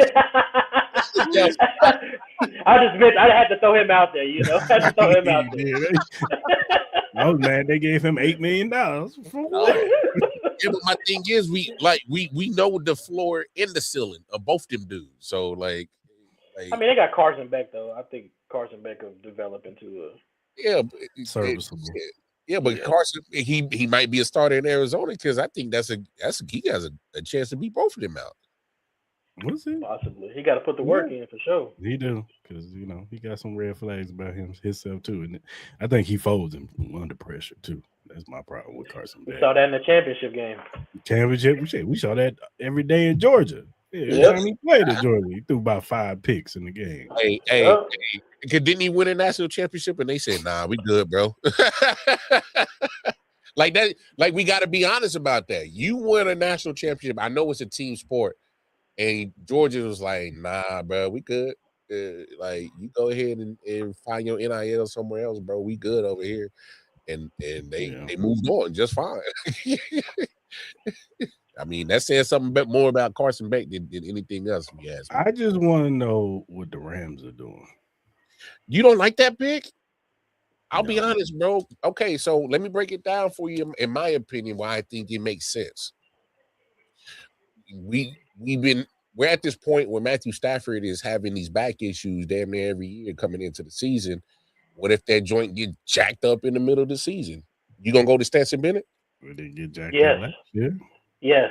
Stop that. You ain't going to Stetson Bennett, bro. You He see, did get hold jacked up on, last hold year, on, Chris. He had to hold get on, hold on, Epidural. hold on, Remember hold that? on, hold on, Mar. You saw the head coach's reaction. Mm-hmm. He You was saw pissed. it. He was pissed. So we can all agree that wasn't McVay. That was It was Les Snead. Yeah, of Yep, course. Snead, for sure. okay. So I'm rocking with y'all with that. And a little bit of nepotism. They said his daddy know him. So. That may be cool, but my thing is like after Mendoza, can we all agree that it was Ty Simpson was the next best thing as quarterback? Yes. Yeah, I guess. Okay. Whatever. But what I'm saying, okay, but that but your reaction to that, Chris, is also telling me that we all can agree that after Mendoza, it was kind of like the need for quarterback wasn't there. I don't know. I don't know who was gonna pick him to make you pick him at 13. Pittsburgh. Maybe Pittsburgh, and we're gonna talk about them in a minute. We're gonna talk about them in a minute. I But hear yeah, and so maybe 13 was a reach, but I also understand is like I get it. I get the reason. I think you could have had. Here's my Ruben Bain argument. You could have had Ruben Bain and Jared Verse. That is true. What are we doing? But Leslie is looking at, hey, we were a few plays away from the Super Bowl. I mean, they pretty much retained majority of the team besides. You know what? Also, I've been thinking because I'm saying they already addressed majority of their needs in free agency. But so it's kind of also I'm thinking I'm copying the same thing Seattle did. We throwing numbers at the defensive line because that's what they did. They were 7 to 8 deep on that defensive line, and they just throw waves at you and waves at you. That's why that defensive line was so good. I hear you, but sometimes like look for your future, especially at that important position. Matthew Stafford's not going to be around here forever. Next year's crop of quarterbacks would be like 7, 8 quarterbacks they could have got next year. Okay, and I hear what you're saying, but they're probably thinking, hey, Ty Simpson and his upside 1 year under Matthew Stafford. And I'm not trying to say this is the same situation, y'all, so don't come at me. But we've seen it in Kansas City where a guy sat behind a guy and it worked out fine for him. It's okay to sit for a year. There's nothing wrong with Ty Simpson learning from Matthew Stafford, MVP. I mean, we saw it with Aaron Rodgers and Brett Favre and Jordan Love and Aaron Rodgers. If you sit, it works out actually beneficial for a quarterback to sit. I'm just saying, if he sits, learns from Stafford, learns under McVay, we know he knows offense. So I think that was a less need looking at it in the future, just in case my man's back is jacked up again and he goes down. And I look, I get it. It was a reach at 13, but I understand the go get your. I mean, if they wouldn't have got him, he definitely was going to be a Jet. He was definitely going to be a Jet because the Jets got Kenyon Sadiq, the tight end. I agree with Mar though. I think, like you said, it's really just a safety play here. Matthew Stafford had to get a damn epidural in his back. He getting pregnancy shots. Yeah, to get out on the football field. This man is one sneeze away from his damn career being over. Yeah. So you got it. I think it was just more of a safety net type thing. Ty Simpson better be the truth. That's all I got to say. Same thing with Mansour Delane. You think Ty Simpson got some pressure on him? What do you think Mansour Delane got on him? Ty Simpson played 8 games. I take the dude that's got some game snaps under him. Even McVay, even McVay said, he said, this is Matthew Stafford's team, and then the backup is Stetson Bennett. So it's basically Ty Simpson. You're gonna be third string, battling the fourth string. And then he came out today and threw dirt on it, though, Dre. Now he's saying we talked before the draft. He said me and Ty Simpson, we had a low key meeting before the draft. You didn't hear that today? Who said that? Sean McVay. He had Ty Simpson get on the phone on the radio. Man, me and McVay had a secret meeting before the draft. Yeah, just trying to throw dirt. They're trying to throw dirt on the fire. Yeah, Come on, man. You gotta make this good, baby. We saw the initial response. It was like McVay was like this. He was pissed. He was pissed. Yeah, we gonna keep that between me and him. You know what I'm saying? Pick this punk ass quarterback. I don't want this damn quarterback. Hey, That Ruben Bain, Makai Lemon. Okay, one of them. You know what I'm like, damn. what I'm saying, I can't sell you on the upside of Ty Simpson learning from McVay and Stafford for a year. That could Oh, sure. But he better better be the truth. No, but what I'm saying is, if you get that, say he plays as he's the starting next year, Stafford retires. What I'm saying is would he not be better equipped to start as a starter than one of those rookies coming out next year? Stetson Bennett starting with Matthew Stafford go out. Dog. Why, well, hey, how much is Stetson paying you, bro? That's not me. The same thing that Dan said. Orlovsky sold everybody on Ty Simpson. Because that's Dan Orlovsky. Good job, Dan. You finally got one, bro. PR moves for Ty Simpson. You got one over, Dan. You got you one. Hey, he gets some of that Ty Simpson NIL, baby. Yeah, hey, you got to get in when you fit on there every day. I think he's better than Fernando. Look at this play right here. Hey, you got to get in when you fit in, dog. Hey, Dan said, what you doing here, Dan? What you doing here, Dan? They play against each other. That's crazy, dog. But the funniest thing to me in the draft is when my man Makai Lemon was on the phone with Omar Khan from the Steelers. Yeah. And my man said, "Hey, man, you ready to be a Steeler?" Yeah. He's crying, feeling emotional. Why Philly calling me? Why the Eagles calling me? My man A just said, "Hey, this hang that up. Draft you. Get up. Hang that up. Hang that up." It's more diabolical. We got more chicken on the phone for you. What's more diabolical is you got the Cowboys trading with the Eagles. Your division rival is allowing you to get Makai Lemon. That's crazy to me. What are you doing, Jerry? So, that was crazy. Jerry don't care about his job. You know, Jerry don't care. He got Alzheimer's and dementia. So we got to forgive Jerry. Hey, Jerry crazy, man. Hey, Jerry really. Harry Roseman was like, "Hey, man, why don't you let me get that pick?" That's wild because Jerry don't even want to take care of his picking situation, bro. Yeah. I think Jerry don't like that agent. That's a bigger conversation. I think Jerry don't want to do business with that agent. I don't think. Oh, hey, no, you absolutely right because he got the same agent as Michael Parsons, right? Absolutely, Mulugeta. Ooh, I think it's a bigger story there. And Mulugeta probably said, "Oh, that's cool. You already know how I get down." He said, "Yeah, you know how we get down too. So let's go ahead and get this figured out." Yeah, figure out what we're gonna do. Pay him or trade him. Good luck next year. Hey, no, they come on. They talk about they ain't gonna trade him, but they ain't that what he said about Micah? He did the same thing with Michael Parsons. Yeah. And they got the same agent. Oh yeah. George Pickens is way more of a crash out. Hey, Jerry Jones, when they asked Jerry Jones about him, what was that, early April? He said George Pickens will save a lot of money if he just talked to me himself. He said the same thing about Michael Parsons. But Jerry, nobody's doing deals like that. So basically, Jerry Jones told George Pickens, "Hey, fire your agent and come talk to me because I don't want to talk to him." Yeah, but he ain't firing his agent because he know exactly what's gonna go down. You don't want to pay me, you gonna have to ship me. You gonna have to ship me somewhere that's go. And we can't act like George Pickens ain't got no trade value because he do. And we know Jerry Jones is gonna trade him. Mm-hmm. Oh, you don't want to show the training camp? Okay, get him out of here. Hey, we'll take a second. We'll take a second or a third. Hey, George said, "Yeah, I'll sign that tenant." He's like, wait a minute, hold on. Hey, Mulugeta said, "Wait, hey, hold on, pimp, don't sign that tenant." He told him, "Hold on." He said, "We ain't signing nothing. Don't say that." He's like, "Whoa, you may have said that, but don't sign that thing." They'll pack his ass up and send him to the Jets.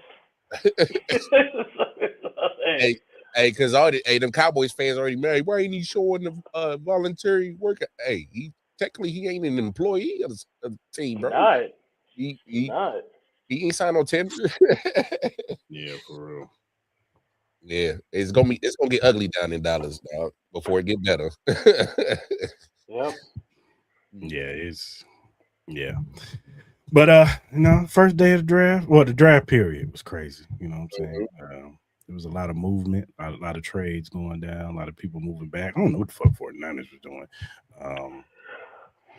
You get They said you he get a asked wide ChatGPT. receiver there on nobody's board. They said he asked ChatGPT what he was supposed to do. They said he was asking AI. You got Stribling, who had 100-yard game. Hey, that's crazy, dog. Hey, I should have just gave Juwan Jennings the bread, dog. Hell, they was better off trying to work it out with Ayuk at this point. Ayuk done, man. He ain't talking to nobody. He want to go to one place and one place only. The Washington Commander. Get me with Jaden. That's my dog. That's why he ain't picking up no phone calls from nobody else, because he want to go to one place and one place only. Now I don't know how that's gonna work out for him. And they not sending him. They not sending him. Mm-mm. But I mean, John Lynch did basically pick up the phone, and if you come up with a deal that makes sense to us, we'll make it happen. So somebody, I don't know what his contract is. It got to be a hefty one, because he ain't. Once he signed, he ain't played a snap. Because I think his base salary this year is like 1-point-something million this year. Okay. Brandon Ayuk? Yeah, because they voided all his guarantees. Oh, yeah, I was about to say, yeah, I forgot about all that. I forgot. Yeah, they voided all his guarantees. I was like, they just signed him to like a big ass deal a couple years ago. Yeah, like right after the Super Bowl. Hey, tell Brett Beach to call John Lynch. No, I say stay away from him. I think he's struggling mentally, bro, and this is just on a bigger level. I think he got some deeper stuff going on. Yeah, because to leave $120 million on the table. Yeah, I mean, it's deeper than the surface. You don't go from playing in Super Bowls, being one of the best wide receivers on the Super Bowl roster. You complained about getting your money. You got exactly. Your money. You tore your ACL. You're just like, all right. And, they say you ain't showing up to rehab. And what's going on with you, man? I ain't never seen no shit like that. That's a great point, Lonnie, because that's different. Because I know for sure my ass would never, ever leave. How much was on the table? You said 120. Gee, my back pocket just hurt in that where my wallet's in it. You see it? I wouldn't miss a day. They like, damn, you here today already? You here? Yeah, I'm here. I'm hitting rehab like Patrick Mahomes, baby. I'm 7 hours a week, day. You know we close today, right? You know it's a holiday. Yeah, I don't care. I'm here. Hey Dre, I got a camper in the parking lot. I'm at You don't go home? No, I'm going to sleep in his locker room. pull a pallet out or something. I ain't going home. Hey, what you mean? $120 million, I'm there. Hey, I'm Chad Johnson. I live in the stadium, fam. Talking about. Yeah, he crazy. Yeah, I do agree with you right there though on that. Just that last point, what happened in Pittsburgh, that was just like unacceptable. Like, how we doing that? We can't be doing stuff like that. You got it's a multi-billion-dollar operation. You gotta be sure. You gotta be sure that you're gonna get this dude, man. Did nobody tip him off and say, "Hey, Howie Roseman trying to move up"? Yeah, you might want to move up. Yo, I mean, that's not a good look at all. Because you not only that, you the whole city, and you just got played, and you absolutely need help at wide receivers. Because DK, Mr. two route, DK Metcalf, yeah, Mr. 2 route pony.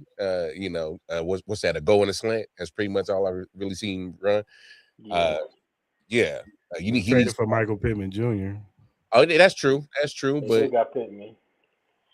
And Pittman's but he's way better route running than DK. He's more a possession guy. So he is. I understand the Mekhi Lemon. You put him in the slot with those two big wide receivers, and you know what I'm saying, let him work the middle of the field.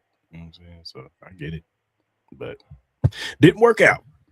And they, Eagles about to trade AJ Brown. So damn, why do you have to go to Philly though? Don't bother me. We don't play that dude. Because they know they about to trade AJ? Yeah, they about to trade AJ Brown. Yeah, we know that because that's already been, leaked out from Pillow Talkers. So yeah, that love situation. Nah, I ain't even touching that, bro.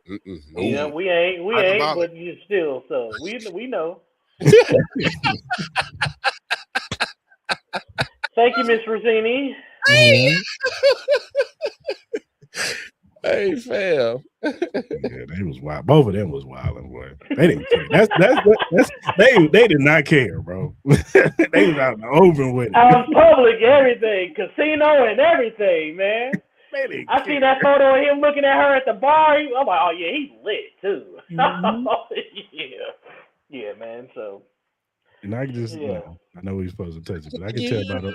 I can tell by them photos, man. That was private investigator type photos right there. Oh yeah, for sure. The husband been sitting on those for a while. 6 years is a long time. Yeah, the husband been sitting on because those for the a while. husband don't get it twisted. The husband probably getting it in. Oh yeah. You think he ain't saying it? Ain't sticking nothing outside of that? Oh yeah, for sure. Yeah. Hey, Because when I I wish heard you this, would say something. when I heard the story, when she told the story that her mother said she looked at her husband and said, "Yeah, he might got a girlfriend on the side." I was like, "Damn, your mama told you that." Yeah. Yeah. So husband been new because I mean she made a couple tweets and said he don't respond to my calls or nothing. He don't pick up my phone calls, no nothing. Oh yeah, you get on national TV and say my husband is average at best. Yeah, that was wild, bro. That was The craziest part was naming your kid Michael. Hey, yo. That right there alone, Diana Rossini, I'm gonna just stop talking because he ain't a brother. Because if he was, he would. Hey, all I'm saying is, hey, that guy Mario on that one. That's what I was about to say. That's a Mario episode written. They already. We ain't calling nobody. You named Vaber already know. That Vaber already know. You named him what, and you've been doing what? That's why he said he had to go to counseling and everything like that because he know. And she named it Michael, and then she made the tweet saying, "What coach in NFL that played the same thing with the name Michael?" Yeah, come on, dog. She been throwing subliminals and innuendos and stuff like that on Twitter for a while now, for about 6 years now. Know what y'all about. That's crazy. Yeah, what? That's nuts. Shout out to her, man. Shout out to her though. But yeah, I don't know. I want to know where AJ Brown probably gonna go to the Patriots, but I mean, I don't know. He got to get out of Philly though. Yeah. But then again, he had an issue with Vrabel when Vrabel was in Tennessee though. He did. I think that was more of a Ryan Tannehill thing. Yeah. I think he be having a quarterback problem. He just want the ball, dog. Give me the damn ball. I mean, they divas, man. They divas. I get it. Give me the damn ball, man. My man be on the sideline reading books. He depressed. You know it's bad when you go on the sideline just to keep quiet. You pull out a book. That's crazy. The man reading The Art of Wars. Let me read this book before I say something. Hey, but can you blame him for what happened in Tennessee? It's like, bro, we got Derrick Henry, me on the outside. Like, just give us this one piece and we good. Yeah. I mean, they almost made it. They just ran into Patrick Mahomes, dog. They almost got there. You know what I'm saying? They ran into him when he was on that God run too. He was just doing out of body stuff. They was like, damn. Like even DeAndre Hopkins said it. Like that was some of the crazy stuff I ever seen in my life. I ain't never seen nothing like that. So yeah, they just ran into a good team, just like Mahomes ran into Tom Brady. He got done by Tom Brady a couple times. Damn. Yep. Yeah. That wasn't Tom Brady. That was a damn defense. Like a defense we had. D Ford. D Ford don't jump off sides. Hey, don't bring. We talking about Tom Brady a little different. You know what I'm saying? Yeah, we talking about that Pat Tom Brady matchup a little bit different. A little different. Saying, well, Pat ain't the GOAT because Tom Brady beat him twice. Blah blah blah. Well, if it wasn't for D Ford, we wouldn't be having this conversation because I for sure thought we was going to the Super Bowl. Then that week of the Super Bowl, there was some weird shit going on that week. Oh, bro. Yeah. Brent Reed, he decided to want to act a damn fool. You got the barber. The barber got COVID and shit. We don't know. The team got COVID. The offensive line down to third and fourth stringers. Like, and we playing in Tampa Bay. Yeah, and it was at Tampa too. Yeah. I should have known we were gonna lose that game. Like, yeah, we gonna lose. It's too much weird shit going on this week. Yeah, man. No. So yeah, we've been talking about that matchup. But hey, he got him in the regular season though. He did get him in the regular season. That's for sure. I don't know, man. I I don't know. I can't wait for this season though. I will say Me that. too. I Me can't too. wait. I want to see it on the field, man. That's all we can do as fans, right? Just hopefully it look better on the field. Hopefully this running game pick up. You know what I'm saying? EB, I DeMarco think it Murray. will. I think it. I definitely think it will though. We saw what EB did in Chicago with those two running backs. I think we're gonna see a lot of that. I don't know how that's gonna make Walker happy because that's one of the reasons why Walker left Seattle in the first place. Look, he got that. Yeah, he wants that. He wants the ball majority of the time though. Oh, brother, you are in Kansas City. You are not getting 25 carries in Kansas City. That's what he wants though. I know That's what he wants. We gotta keep you fresh. Gotta keep it fresh for when it get cold outside. Yeah, we gotta keep you fresh, player. So hey, and most teams got 2-3 back system. You know what I'm saying? So it is what it is. He gonna be the main guy. He gonna get majority of the carries. Yeah, but I gotta ask though, with EB back, and this is pretty much contract year for Rashee Rice. Mhm. Was he have one of them years? he needs to. 1,200. I think if he stays healthy, I think he gets there.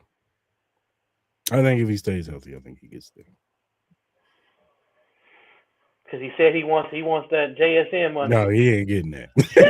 He ain't getting that. I don't care if he don't get it from Kansas City, where they ain't getting that. Hey, Heavy incentives, brother. Heavy incentives. He'll take the Heavy Tyreek Hill incentives. discount. That first deal Tyreek Hill got, it's gonna be something like that. That's definitely what he getting. Hey, if there was ever like what's that donkey of the day moment when he said that shit, man? I said, huh? He got to beat Calvin Johnson's receiving yard record, and he still won't get that. I said for that money, you gotta be like all crown. You gotta have a crown season. You got 1,500 yards, and you gotta have 12 touch next season. He got a ball to like that. Hey, he gotta be top 5 wide receiver in that season. He got to be he got to be in top 3 statistical in every. Yeah, he got to be up there with Jamar Chase and them. He ain't getting that money. Sorry. I will say this though, up until he got hurt, like literally that Bengals game, he was putting on. I'm not going. What Rashee Rice had showed us literally from that rookie season to that point to where that Bengals game, and then we went to the Chargers, went to LA after that. He had showed us every route in the route tree except for the fade, and then once he showed us that he had that deep bomb in the Cincinnati game, it's kind of like it all spiraled downhill after that. He got hurt, and then it just never was the same. But I will say, and just me and Dale talk about that too. From we watch him his rookie year to that second year, Rashee Rice was the best wide receiver she's had in a long time. Just as far as like running underneath routes, running drag routes. Then he just showed us like he could take the top off, and he showed us in the Bengals game like, "Yep, I'm here to I could take the top off." He had some flashes last year too. I personally think that Connor Embry shit was real. I think they didn't fuck with dude no more. I think they was just like, man, this dude trash. Like, he ain't teaching us nothing. We ain't learning nothing from the dude. I think with Chad O'Shea, they're gonna have a little bit more respect. Because he even said it on the live with Taekwondo Authority. He was like, "Hey man, we ain't gonna have that much time because we're gonna actually have a real wide receiver coach. We're gonna actually be in the film room a little longer, man." I was like, I don't think you should have said that out loud. Hey, he did say it out loud. I don't think you should have said it. But that's a good sign though, because he knows that what the expectation is about to be set. And he knows that there's about to be a standard that is going to be asked of him. And if he wants JSN money, you gotta have a standard. You gotta have something that he drop a pass. You know who's gonna be in his ear. Oh, dog. You ain't gotta worry about Chad O'Shea. Dude with that gray beard and that bald head right there. Come here. Sit right next to me. I'm standing right here. Hey, if you hear son, son, come here. Mother, that's what he gonna hear. Once he flip that mic up, hey, and he start looking at that sheet, he wants to tell you, he wants you to explain. Hey, give me a drop that pass. Hey, give me a receiver. Let Worthy get that foot out of bounds and he catches the football. And it cost us the game. Oh man! Give me a receiver. Hey, he gonna be quick to say it. Hey, give me a receiver. Hey, there's a reason why there's a reason why players players like Adrian Peterson couldn't stand him, but you respected him though. Jamal Charles too.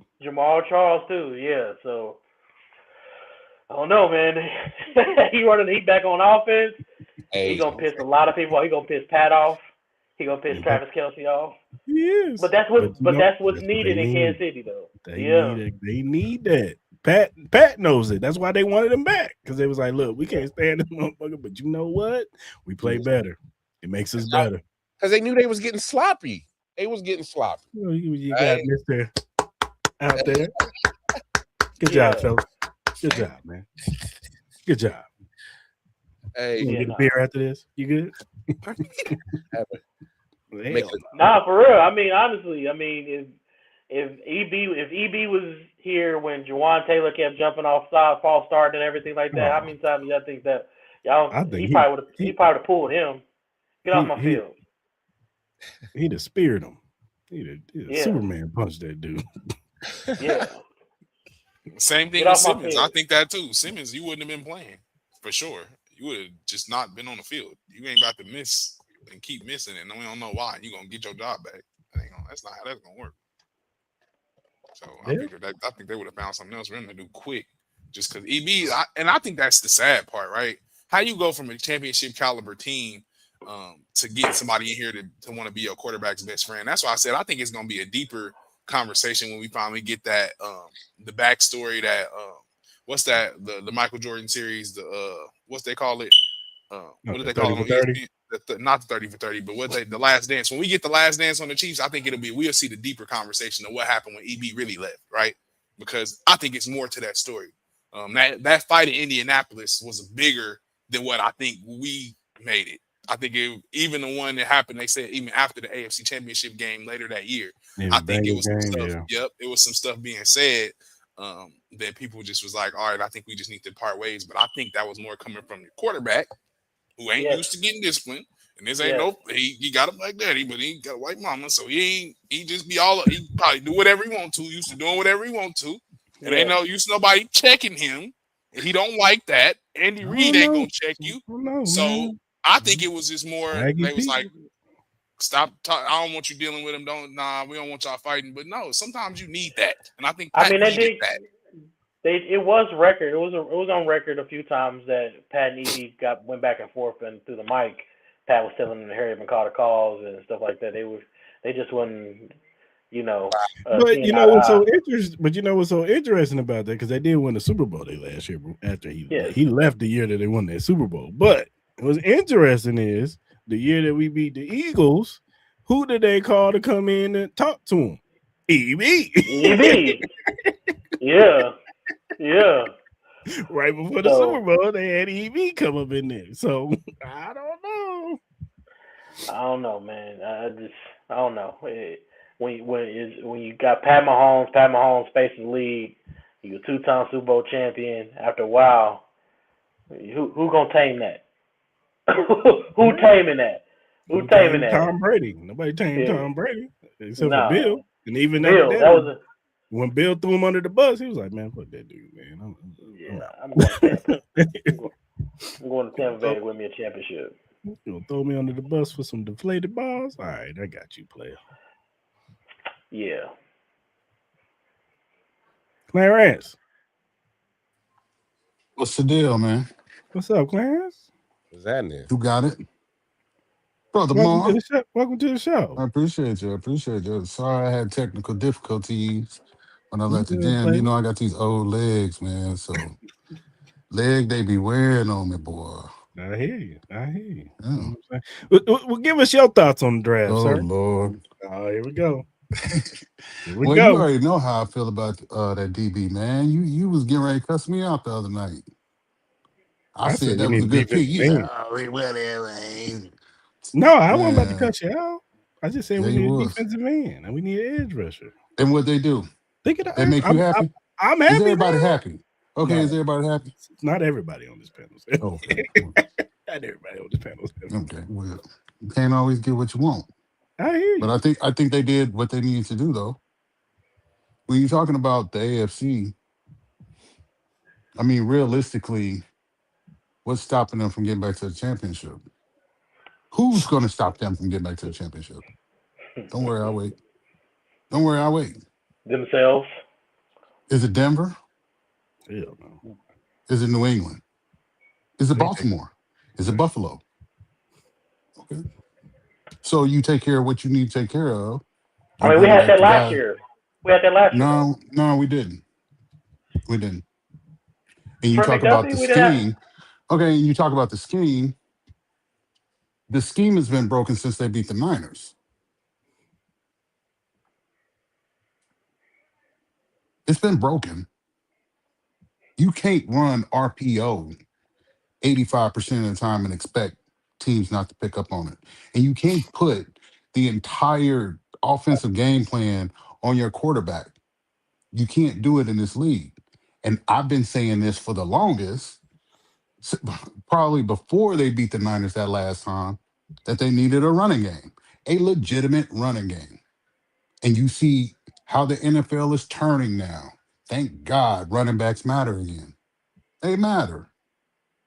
So you're not going to get RPO after RPO after RPO. RPO screen Rasheed out in the flat, or we're going to run a end around with Xavier. You're not going to get all that predictability. Plus, you can run the football, which frees up your undersized wide receivers because you got small frame wide receivers. So that frees them up.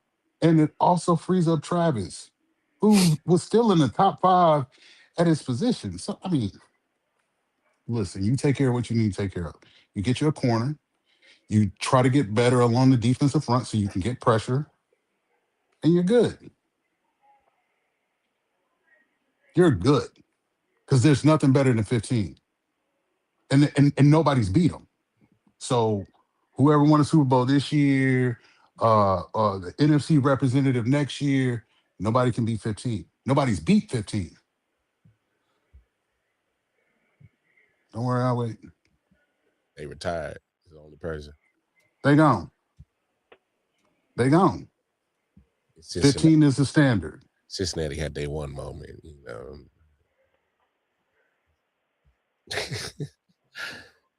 It's a wrap. It's a wrap. Hey, that's gonna So suck. you get a corner. Christian Fulton's still there. Don't know. Noah Williams is still there. What's the kid last year that came on late? Knowles, still there. Fulton. Fulton, yep, Christian Fulton. Um, yeah, you're good, man. For what is about to happen, a ball control. It's going to be very. It should be more aggressive at the point of attack for the Chiefs, which is something that we haven't seen since that what was that 5,050 touchdown year with Kareem Hunt. Like we haven't seen it since then, and you're getting that back.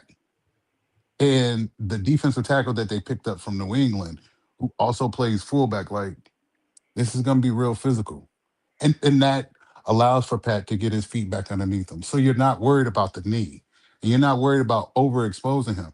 And let's be honest, because they didn't have a running game, and because they relied on the RPO so much, that knee was fucked up before it tore. Oh, they already said that. You know what I mean? So like everything has to change. It should have changed fucking 3-4 years ago. But if it ain't broke, don't fix it.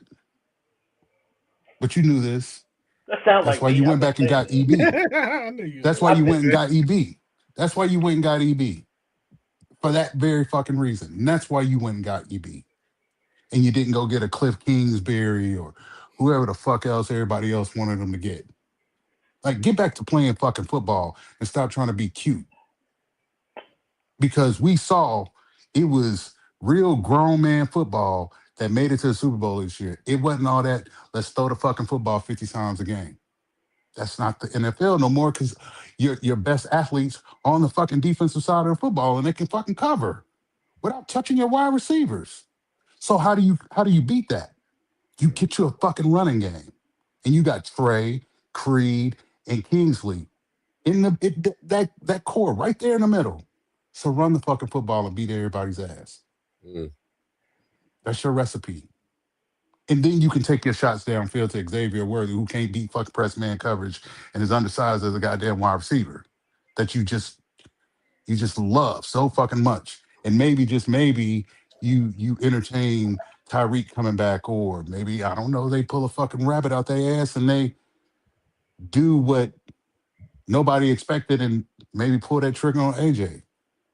Because it's not etched in stone that AJ is going to New England. There's no fucking guarantee there. Yeah, Howie So ain't it doing makes you no have to deals with wonder, Trevor. why didn't they address that position? Makes you wonder. When you know you need to get bigger at that position, why didn't they address it? We know So 10 coming what? back. We don't know what we don't know. Everything's up in the We air. we talked about it. We said 10 coming back. They got the jersey ready, man. It's printed. Heel 10. It's printed up with the We don't heel. know what we They don't didn't know. say Nelson yet. You know what I'm saying? We don't know what we don't know. Yeah. Training camp gonna be real fucking interesting this year. Can't Real wait. interesting. Can't wait. It's gonna be real fucking interesting. That big black bald head, gray beard motherfucker walking up and down that damn field, yelling at everybody, man. We just got It's to gonna be talk a lot about of people fighting. It's gonna be some fights. A lot of motherfuckers gonna be thrown around. Like, don't bring your kids to St. Joe this year, man. I Don't get bring the your whole kids.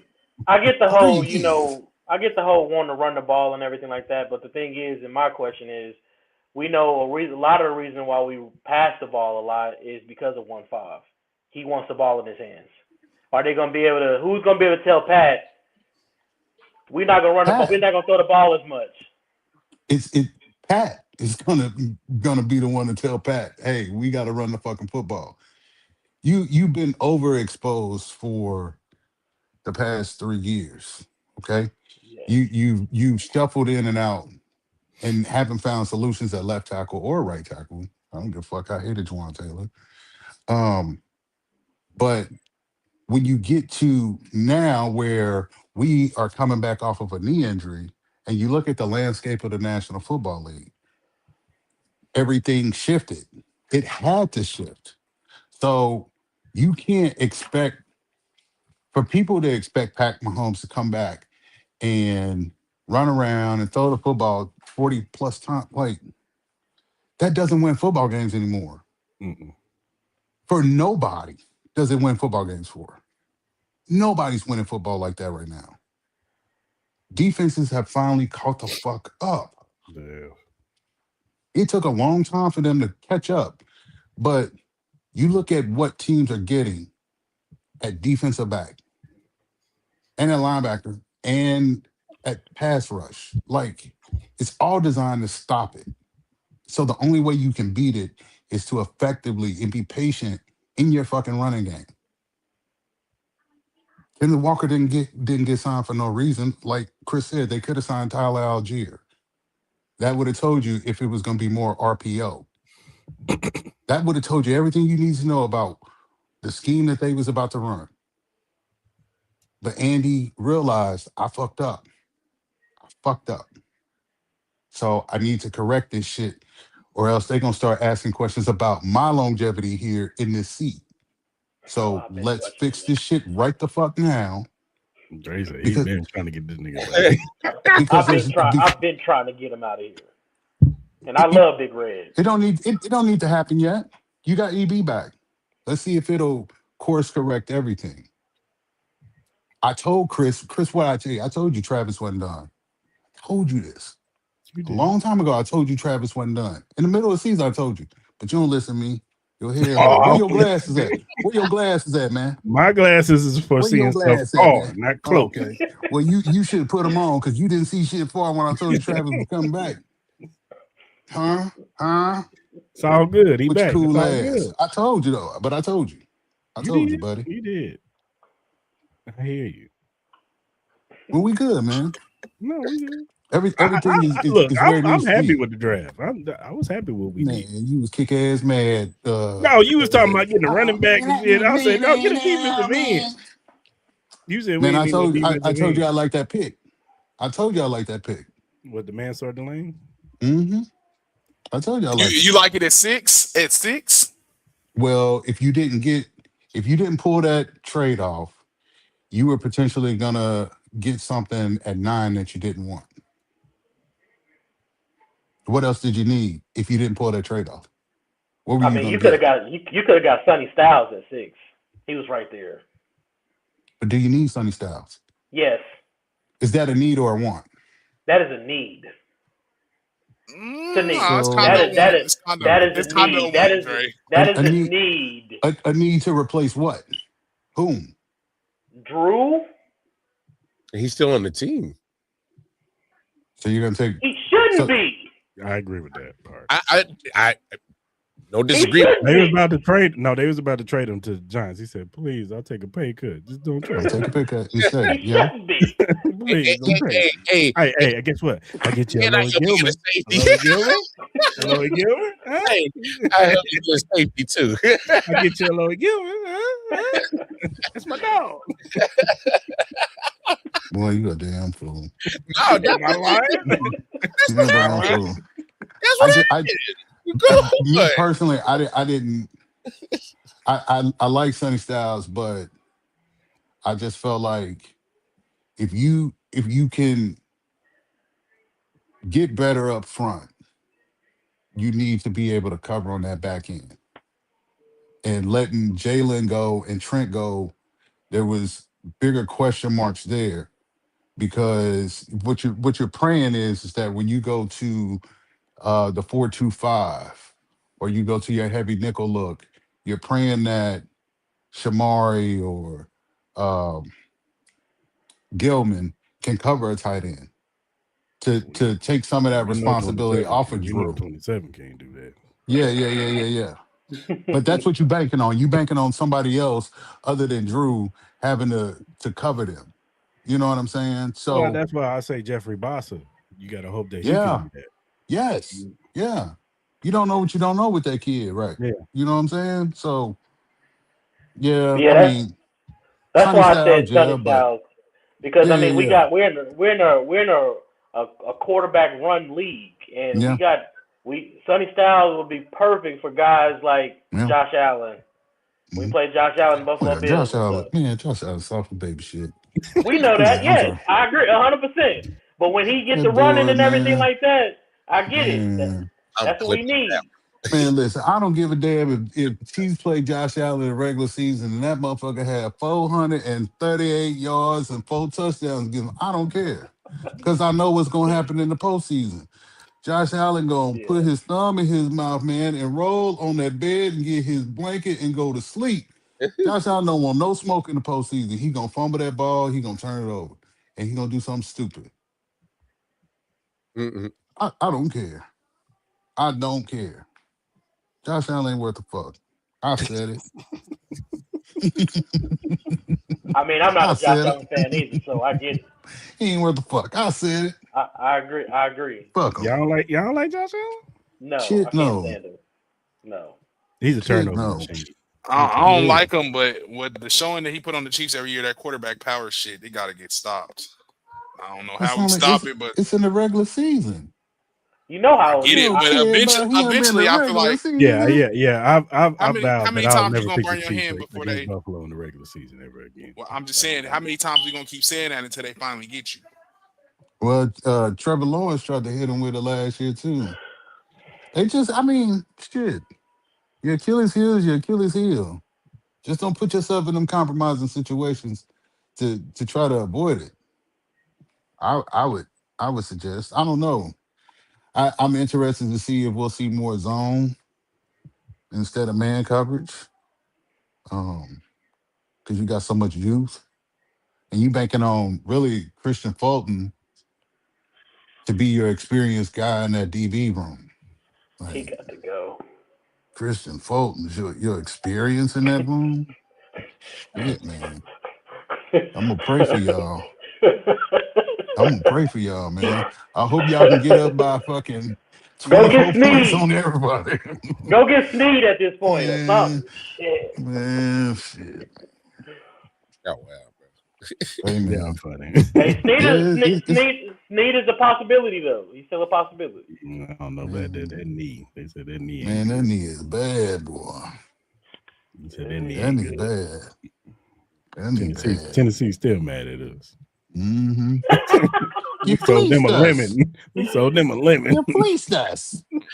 You fleeced Well, you motherfuckers paid for it, didn't you? So there's a lemon for sure. Hey, man, good for him. Fuck him. I don't care. I don't care. Was Delane your favorite pick? Actually, Buddy, Woods. Oh, you like Peter Woods? Woods is my favorite. Yeah. I fuck with Woods. Because I mean, he's versatile. Like Buddy can play defensive tackle and defensive end. You know what I'm saying? And you let Mike Danner go. You know what I'm saying? Who you didn't use correctly last year any fucking way. You know what I'm saying? Leo's gone, so that one hurt. He could, yeah. I hated that one. That one crushed me. I think that one crushed me, man. Yeah, that one fucking crushed me. We all hated that. If I had to pick between Leo and Drew, I'd been like, Drew, if you don't get your ass up out of here, look here, man. Yeah, get you one of them big bubble coats because I would have had his shit packed up and at that gas station across the street from Arrowhead. Hey, dog, that motherfucker would have been alive back in the park. Like, get your shit and hit the road, brother. Hey, it's been real, Drew. Hey, I paid for the moving pod. Man, whatever he need to get the fuck on gone. Get on down, buddy. You got to go. What's up, Dale? You good? Yeah, I'm good. Hey, I'm feeling good now. I'm feeling good. Feeling great. So, yeah. What's been going on, bro? I know I missed a lot. We didn't talk about everything, player. I know y'all didn't talk about everything. We talked about the whole draft. We let Clarence get his stuff off. Get your stuff off, man. You didn't really get your stuff off, man. Get your stuff I didn't really get my stuff off, man. Okay, I'll just go back to it. Well, y'all know where I came at. So, like, overall, I told y'all what I felt about the first round, honestly. You got your position needs at that particular point. The argument is always going to be there that, of course, hey, we probably reached on that first one. But I think there is potential there for him to be, of course, I really think defensive rookie of the year. So, I mean, you got to go out there and ball. You got to go out there and really showcase why we really went that far and was like, okay, this guy's really going to solidify one side of that field. And then, of course, with the Peter Woods, I'm looking at the analysis as well, too. They already saying he's not going to be a day one starter. But the goal for him this year is for him to just really be a rotational guy that improves each game. I think that's possible, especially under the right coaching staff as well. So, I mean, if they put some more work into that. Huh? Who that sound like? Who do we pick in the second round last year? And he's supposed to be a rotational guy. Omar Norman Lott. Chill, Dre. He flagged. All right. Okay. All right. You put him on. Hey, man. All right. All right. Okay. Hey, man. Don't do that, man. Don't do that. All right. All right. Why do we do this with you every time, bro? Why do we do this with you every time? Don't do that. Okay. All right. I mean, I'm used to it now. I mean, at times, you're going to hit on what you say. Sometimes you're going to be flat out wrong as well, too. And my man tore his ACL, too. We didn't even get to see what he could do either. Hey, man, I don't never had no issues with being wrong, man. If I'm wrong, I'm wrong. I'll man up and own it. But I wasn't wrong about that one. We don't know that yet. He's not might done. Be a good rotational piece. So, who knows? When you get picked second, when you get picked in the second round, hey, we don't need time. We don't need 2-3 years to develop. No, I need you out there now. Okay. He tore his ACL. What are we doing? All right. Dre is giving. So how you feel about Felix then? Oh, he got to go. Oh, yeah. He should have been gone. He should have been gone. He should have never been picked in the first place. I agree. I get it. We in Kansas City, Kansas City town, go ahead. You know who picked that was? Yeah. It shouldn't have happened. You know who picked that was? Clark. That was Clark Hunter. Was that okay? Let me ask you something. Okay, I got a question. I Wait, said, hold on. I hold. said this, Clarence. I said that Clark got out there. He had them Super Bowl championships. He paid for all these goddamn fireworks. I'm making a pick, damn it. You better put the card in. Okay. So let me ask you this. Cause my memory, I'm getting old. You see the gray. I'm really 26, but I'm getting old. Um, so what year was Felix drafted the same year Chris Jones was holding out? What's it that year? Yeah. Nah, man. Oh, it was, huh? Hmm. Well, wait a minute now, Chris. So who you said made that pick again? Clark, huh? Chris, you already know. If that was the same year that Chris Jones was holding out, hey man, listen, I don't give a damn. Me and Beach got a problem. You always had a problem with Veach. Yeah, I always got a problem with Beach because he ain't paid Chris Jones. See, He that's did why, pay. yeah. Motherfucker. He did pay him, He, but he Oh did pay man, him. you don't have that. No, how you gonna have that nigga sit out of all people? You gonna let him hold out? And then you got your ass kicked against Detroit, didn't you? Took that ass whipping at home But on that wasn't the opening night, reason. didn't you? That wasn't the. Hold on. Okay, That wasn't the well, reason. It okay. wasn't because of Chris Drops, Kadarius Jones. Tony can't drops, and catch. a It was Kadarius Tony Kadarius can't catch. Tony. Kadarius Tony can't catch. Okay, but it didn't help that Chris Jones Bro, wasn't there. No, did it? he, What you so Okay, angry I'm gonna shut for? the fuck up. You got it. We won the Super Bowl. What if was you so angry? Kadarius Tony had just batted every ball down that was thrown to him that game, we'd have won that game. he should have never If been You he in had the got just it. defense said, right "I don't there. I'm want your to catch it. brother, man. I I'm don't your want to brother. catch You it. got it. I You don't got want to it. You catch it." got it. Don't worry I don't about want it. to catch Don't it. worry We about just it. pat him down every time. Hey man. Hey man. But the man got his Y'all money. motherfucker. Why y'all Y'all was complaining? loving The it. man got his money. You see the way he adjusted his glove and made that catch against the Jaguars. Oh Yeah, man, man, I said Kadam the Tony, same damn man. thing, man. Kadam Tony, Oh, man. he Yeah, adjusted okay. his gloves to make that catch. He shouldn't have never been in Mm-hmm. Kansas City any damn way. Mm-hmm. Should have kept his Yeah. ass in New York. Mm-hmm. We don't win against Philly if he ain't here. Okay. All right, That All punt right. return, man. That punt return. I'm just saying. The longest all punt right. return in I'm Super Bowl just history. saying, So man. Say what you want about him. It is what it is. wouldn't have a Super Bowl without him. There's a lot of players who probably shouldn't be on the team that made plays. McCall Hardman, Sky Moore. Houston Texans game. When He we were sparked it down, off. he If sparked it McCall off. Harmon don't get that long punt return, Okay. Okay. he Yeah. might not get that first sack. I think you see how you try to shift it though. No, You but hey, he not because lying. I Hey, said Brett Veach I'm just BS. going off ass sack. is mud because he let Chris Jones hold out. You see, So and you see what? how you Players hold out shifted all every the day, B. way the fuck over to Kadarius Tony. You see, Players see, this hold is what I'm out every talking about. day, Where your B. glasses Yeah. at, Chris? God damn it, But where your okay, glasses, man? okay. So my thing that's my issue that I'm having with the Delane pick as well. When have the Chiefs ever valued defensive backs ever? They better value his ass now. Yeah. So my thing is in 3 years when he's ready for a contract They're gonna let him extension, go. is They're gonna let Brett him Veach go. gonna let him go? They're gonna So let him go. We'll see. They're not paying it. They're not gonna pay that, and they're not gonna pay that wide receiver position. We'll They see. are not gonna do it. all right, You think Rasheed finna get an extension? Oh, we hell knew no. that. Well, yeah, Yeah. he getting an extension, but he ain't getting the money he want though. He ain't They getting not in they Kansas not City. they not throwing out big bread to wide receivers and DBs because they Not for don't not value to that position that much. not to Rasheed Rice for sure. Not with his Mm-mm, history. mm-mm, mm-mm. Brad Veach gonna tell him and his agent, hey, if y'all feel like y'all can go get more money, then go pick up the phone. I Come will back to say me. I do agree that I think that they Absolutely. probably wanted Tate, Go but test once the Tate water. was off the board, they said let's Absolutely. pivot and try to get what we need. Because if they would have got Tate, then that would make it easier for them. But it's got to be until next year now. You know what I'm saying? They're gonna have to adjust There's that way position in the better wide draft next receivers year. coming out next year. Yeah, yeah.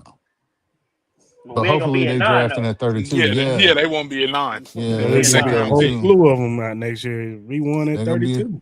they're gonna be at 32. They're gonna be at 32. There's gonna be a whole slew of them next year. And they're gonna get one at 32. And the good thing is it's gonna be a lot of quarterbacks. It's supposed to be the quarterback draft next Don't year. matter. There's a whole one of quarterbacks are gonna push Don't them picks matter. all the way down. It'll Don't do matter. it. It'll do Here's the fuck. Well, it's not fucked up. It's a good thing that we Chiefs fans. Here's why. Because no matter what a team does, say a Buffalo, a Baltimore, You got high profile guy quarterback. The one thing that'll never change is muscle memory and the characteristics. So when you put guys in the postseason in crucial situations, and they're always known to make bad choices, they will continue to make those bad choices. It's never going to change because it's muscle memory at that point. You know what I'm saying? And you can't get bad habits out of somebody in 4 months. You know what I'm saying? That's something that is going to take a lot of fucking time to get bad habits out of Josh and uh, bad decision making out of Lamar and the fear that Jalen Hurts had. Like all these guys have all these bad habits, and that's a good thing for the Chiefs because you get them in the postseason and they don't make them bad habits. They don't You make the name you named mistakes. you named you named all them quarterbacks except for one, and he don't make too many mistakes. Which one? The quarterback Matt? in Cincinnati. Man, we ain't Oh, right Joe about that. Burrow? Listen, we ain't worried about He that. don't Man, make he Joe don't make Burrow. The mistakes. Man, playoffs, man. listen. Win the Man, division, It's Joe their man. Burrow. Listen. defense. We know it's their defense. Stop. We gotta Stay stop healthy that. for 1 year, Joe We Burrow. Man, it's their defense. but I'm not We worried that's about the Joe quarterback we Burrow. don't want to see in the playoffs. I don't I, I care what want to nobody I'm see not him says. worried, bring but his ass here. I'm not worried about Joe Burrow. Listen, there's nothing in the AFC I like Joe that Burrow. I feel like can compete with the Kansas City Chiefs. There's nothing in the AFC that can compete with them. Nothing. Okay, and we'll go back to this November, December, and a team is hot and they got a better record and all this, and like they playing some really good football and blah blah blah. But I allow the mean, Chiefs just to get in the playoffs, I and you're said it last fucked. year. Yeah, I said if we, that playoff field that just happened in the AFC, I said it. If we got to the playoffs, we would have been in the Super Bowl Hey, his True. for AFC is sure. weak. Give me Drake Pat May, again. I Give me mean, the Pat over AFC Drake is weak, May. but Drake May was hmm terrible in the playoffs. He was horrible. hmm Mm. the Don't get only me started on quarterback, CJ Stroud. the only quarterback I would be concerned with is Matt Stafford. That's it. That's it. Matt. Shit, they just got his That's it. replacement. They got his replacement, Tyson. What you talking about? Man, that's listen. If if Matt walk out today, McVay right behind him, man. He gone too. Oh, facts, facts, I agree. He gone facts. too. Shut Cause he up. wants to choke the shit out of Les Snead. He's Me looking at him like too. I should choke you in front of all these motherfuckers right now. You know that, right? You know I should I choke the fuck agree. out of you, right? Wait till I get back in that office. Hey, Motherfucker, I'm gonna choke the shit out of you with this cord. Ooh, I'm gonna choke you, yes. motherfucker. Lucky you my boss. I'll kill you, motherfucker. Lucky, who told you drag Pat Simpson? You know he wanted to fuck him up on the stage. No, he wanted to. You can see it in him. Bane all in the middle of his forehead and shit. But it's still Matt Stafford team. And he just kind of look at Les. I'm gonna fuck you up when we get in the back. He felt bad, man. So, we got tension. Must see Yeah, TV. yeah, it was bad. It was It bad. was bad. I'm happy for him though. Make all the bad things in life happen to all 31 other teams except for the Kansas City Chiefs. Hey, all the bad shit happen to them. They don't need nothing nice. Fuck them. They don't need nothing. What they need? Nothing. What I care for? I don't give a shit. Y'all don't like each other. I hope you don't. Fire each other. Fight. Get suspended. Stupid. Fuck them. I don't want nothing good for them. None of them. I said it. Shit. Fuck all of them. What was your favorite pick, Dale? Favorite pick, man. Let me say, I like I like that running back pick we had. What was his name? Emma Johnson. Hmm. Yeah, I think that was a pretty decent pickup. Just because off of what we are able to be able to, of course, get out of that. I think as a guy with his skill set. So just looking at what we can do and see how he coming in. I don't think he's gonna be the immediate backup for Kenneth Walker as well too, because I do think regardless what y'all say, DeMarco, I feel like he's got it right now until Kim come and he just beat him out of it. I mean, I'm I'm with you just right there, saying. there. I'm Huh? with you there. I never seen Mercado, so I I mean, don't know. he would he had his moments with the Cardinals, and I think like what you get He out of playing the that, Cardinals. He if played for the Cardinals. especially yeah, yeah. I mean, especially what you got out of what Kenneth Walker is, of course, looking for, which is why he left the Seattle Seahawks anyway, because he was sharing his reps with Charbonnet, right? So this guy, of course, not being up to that skill set, he does have flashes where he has that burst. He can get to the second level. He has some big runs as well too, and I think that's needed, especially on certain downs, certain plays where, of course, if Kenneth Walker has to get that rest, he can go out there. Hey, it's that 1-2 punch that you can, of course, come with. Of course, he's not going to be just at that particular premier level that he's at, but I think he's going to be able to provide just something to the skill set of what Reed and, of course, Eric Bieniemy would like in that back end. Of course, with Patrick Mahomes, Kenneth Walker, and whoever can, of course, back up at that time as well too. But I think Emmett Johnson, he's gonna get the time, and he's gonna get the rest. We know that we like to use 3 running backs. It's just how would that usage be, of course, distributed? And I think when you do go pick up a guy like Kenneth Walker, he has to get those immediate 15 plus touches. You don't go pay him 15 mil a year and not give him that. And then also, really, why he left the particular team he's from, not feed him. This is the point where, especially with Pat coming back from an ACL injury as well too, we're going to need to run the ball a little bit more. Now we're going to be creative in the pass game. This is not saying that we're not going to pass more than we run, but you're going to probably want to get up to 25 rushes or 30 rushes a game. I feel like you could still get 40 pass attempts out of that. And depending on how you, of course, mix it up as well, too, if he's especially going out there for routes as well, he'll get his touches as well. He'll get his fair share. But with that, your backup running back, I'm only looking, if you're getting 25, you only need about 10. But in those 3 or 4, how effective are you?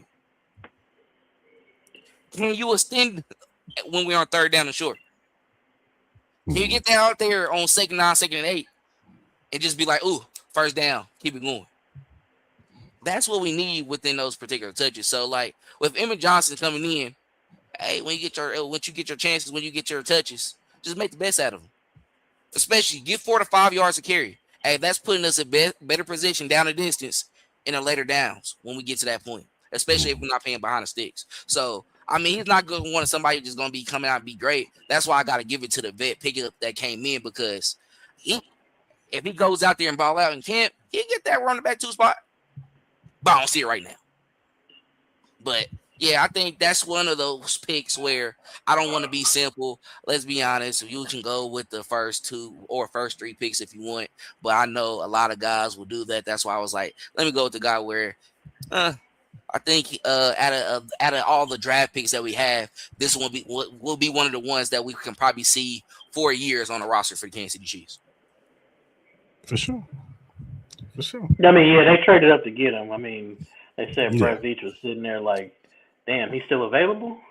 Yeah. Let me go up and grab him. Low risk, high reward. Let's see what we can do with it. I do think he's gonna be a problem, but like I told Chris and them earlier, watch out for that undrafted free agent though, that wide receiver, Mr. Caldwell. Mr. Caldwell. What are you, like 6'4"? Your new Justin Ross. I heard he had half steps slower than Worthy too. He Justin Ross. He gonna be a problem. Yep. You're gonna say that for the next 3 years. Watch. Hey, we do that every year though. Let's not cap. Like, I will say this. I will say this for Dre. This will tell you how good Chad O'Shea is. This will tell you how good Chad O'Shea is. If he can get anything about this Jeff Caldwell dude, this will show you how good Chad O'Shea is. This ain't Connor Embry no more. This is Chad O'Shea. So we'll see. Somebody with well experience that can probably get the best out of him. So we shall see. So, all right, y'all. What's y'all draft grades? B plus. Be honest, I'm giving the Chiefs a B plus. Yeah. I'm saying because, like, I just feel like that. I feel like the first pick was a reach. I'm gonna be honest. So, The rest of the draft I think was good, but I think we overpaid a little bit for that corner. Got a little scared about what Washington was gonna do and hearing I all think it this was other more the stuff. Saints. I And think even it the was the Saints. Saints. Well, they said he from Maryland. I think they was gonna try and bring him home at 6. That's why I think they were saying he wasn't gonna get no further than 6. So I don't know. I give him a B plus, but because I think they just reached a little bit, especially in that first round. But like I said, if it don't work and we up at 6 again next year, somebody ain't gonna have a job. So better work. Sure. Yeah. I'm gonna be honest. Like, I mean, I heard a couple B pluses, but even though that I wasn't even mad at the draft, I'm actually just gonna give it a B. The reason why I felt like it wasn't nothing that we were like, yeah, nah. We kind of like I think Beach did his own thing, and honestly, I will say when Beach do his own thing, it does work out sometimes. Actually, a lot of times from like the past. So, uh, Except for when it didn't pay Chris Jones. He did pay Chris Jones. He didn't pay him when you wanted him to pay it. I mean, I when it comes to contracts, I do have my my different sides too. It's like draft Beach. Nah, yeah, I'll give him that. Like he's gonna find gems. He find guys. Like regardless of who y'all say with Patrick Mahomes, I mean he was the one advocating for it. So I mean it's just he knows how to find these particular people in certain moments, and I do think that he has like a scheme or he has a game plan every time. Like this is, I think I even said this last year too. He plays Madden when it comes to this. This is pure okay. I hope he don't. Nah, I mean you can say what you want. Because Like that's what the Jets do. that's No, the The Jets. Jets, The the Jets Jets have have the the the grandson. analogy He has not a meant for kid. that, bro. It's meant for just okay, I'm really having fun and really just putting together what I feel and really evaluating and going through that process, especially if you was a former scout as well too. I think this is where you should excel. He just don't know how to get good contracts and probably really sell people who are like top draft Yeah, picks in free agency to yeah. come. I mean, I think the Fuck most Chris Jones though. significant one Man, outside of a person in you act Kansas like City. you act like Chris Jones went to another team, man. He I almost mean, did. yeah, other He than the wasn't trade going no. for He Frank Clark, wasn't going this nowhere. one. But listen, offensive side of the ball. I don't think we really paid anybody like just super duper big as a free agent on the offensive side of the ball, but Kenneth Walker. And yeah, he's not even the top of the market in this particular position. But yeah, I'm gonna give it to that pick though. I mean, I'm gonna give that draft grade B. Yeah, I'm gonna give him a B grade, B minus. Um, I was it surprised all you gave him a B. it all because it all depends. It all depends on that first round pick. If he comes in and balls out this upcoming season, you can bump the grade up. You can bump the grade up. So I just me personally, I feel like there was a more impactful player that was right there, in my opinion. Just my opinion. I feel like that was right there that would have been that would have fit the system better. I mean, that's just my opinion. But yeah, I get a B minus. But if Delane comes in and balls out and shuts down that side of the field, whichever side he plays on, and he don't need no help, and he balling out, and he defensive rookie of the year, Pro Bowls, and all this like that, or whatever. All right, I get it. I see why you moved up, Beach. I get it. I understand. But yeah, right now that's my grade. But like I said, I like the offensive picks. I definitely got to see I got to see our Mason do what he do, and y'all already know how I said about the second round, the second pick though at 29. So we'll see. What you got, Mar? No, I had said earlier, yeah, just a B plus. I, you know, we did say like I didn't like the move of trading up, but look, you get the best at that position. So, and it's a position of need. I get it. It sucks for it more for Mansoor because he's like, damn, bro. Yeah, they gonna get 4 All Pro seasons for me. I'm gonna win them a couple of Super Bowls. They're Damn, gonna I'm trade me. somewhere else. Yeah, so it's kind of like, damn, we gonna be back in this predicament in 4 years. And that because that quarterback money now is gonna look a hell of a lot different in 4 more years. So uh it's it's just kind of I think that's what kind of bothers me about that situation because it's like, damn, we'll just be back here in 4 years. So, but I mean, if it leads to a couple Super Bowls and some All Pros for him, I mean, hey, I guess it's trade off. It is what it is. But they got positions and needs, and I'm really excited to see what R. Mason Thomas brings. I've really been all in love with his tape, but that's just me personally. Uh, yeah, and all the other picks, solid. They all make sense. So Brett Veach, I don't want to say it was what kind of boring or just mundane. Just make sure I get what I need to make sure to fill those holes. But I I guess kind of play it safe a little bit. Just make sure you solidify. But in that kind of what the Chiefs need is not we you got to like tweak a lot of stuff. Obviously, you just got to change some coaching things, which they already did. So it's, hey, we said it. Pick one starts. The next two picks are rotational pieces. So hey, I'm with it. Solid draft. Nothing flashy. Kind of like almost like a meat and potatoes kind of draft. And I think that was the consensus of this draft. Like there Mhm. was not a lot of blue chippers in this draft. You know what I'm saying? There was a lot of really good players.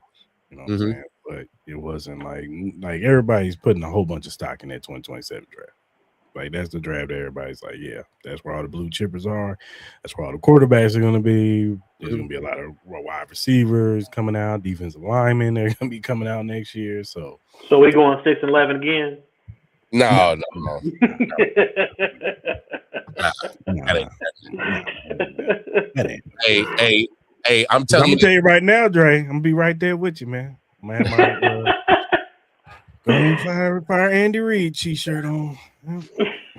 I don't think We you gonna have to gonna- say nothing. I think the seat just gonna get hot. I mean, the expectation of winning in Kansas City has just rose ever since we've been winning. I think the expectation is rose with the winning, right? So you can have one losing season, but 2 losing seasons, they gonna want somebody on. The noise gonna get so loud, you're gonna have to do something because they just not used to it. We're not used to not making the playoffs, and that's unfortunate. But the Chiefs made their own expectation by going this 5 straight, like you doing all that stuff. You made the expectation rise. So now people don't have no holiday in January and February. We can't get together and eat, and we ain't watching our team on the TV. It's gonna be a problem. So, like it really is because people used to doing that. We used to being in the playoff. We used to having big old parties in every week in January and February, all the way down to the Super Bowl. And now you can't do it. It's gonna get the noise gonna get loud quick. Yeah, for sure. It's gonna be like that mid-season if we're looking bad. yeah, it's gonna look bad. So Oh, they right. don't want that. They don't want that. They do not want to be mid-season 2-7, 2-8. Y'all want that? No, you don't. No, they don't. It's gonna be bad. Hey. I'm gonna be here. I mean, like I told y'all. Hey, I ain't gonna lie. I don't mind if they tank if it results in Jeremiah Smith. I ain't mad at that. I ain't mad at that. If it results That's a good pick, though. That's a good pick right there. If it results in that, like tank away, fellas. Hey, go ahead. Do what you gotta do. We don't tank over here. Hey, I know what you're saying, but if it results in Jeremiah, yeah. We ain't in the army, so we ain't tanking. Hey, but like Mark said, Jeremiah Smith though. I mean, I wouldn't be mad at Jeremiah Smith. You know what I'm saying? But Jeremiah Smith, though. Look at Clarence, he mad as hell. We Look could have at had his teammate this year. I'm just saying, but whatever. But if it's Jeremiah Smith, though, it'll erase all of that. Like whatever you feel about it. We ain't got to worry about Jeremiah Smith. No. Hey, your boy better have a season. He better have a hell of a Miami season. Dolphin next year. Rasheed Rice better have a hell of a season. Or we're gonna be looking for a wide receiver next year. I think we still are gonna live regardless. What kind of season Rasheed Rice had? We still gonna be looking for a wide receiver next year. I think Beach next year gonna be like all the offensive weapons is next year. That's where I'm gonna get my offensive pieces. All right. Wide receiver, tight end. All right. Okay. That's if you have a. That's if he got. That's if he got a job. He might not even be drafted next year. I'm just saying. We'll see. We're gonna see though. He said, "Cuz man, you didn't have a job." Damn, man, I ain't get fired already. That's funny.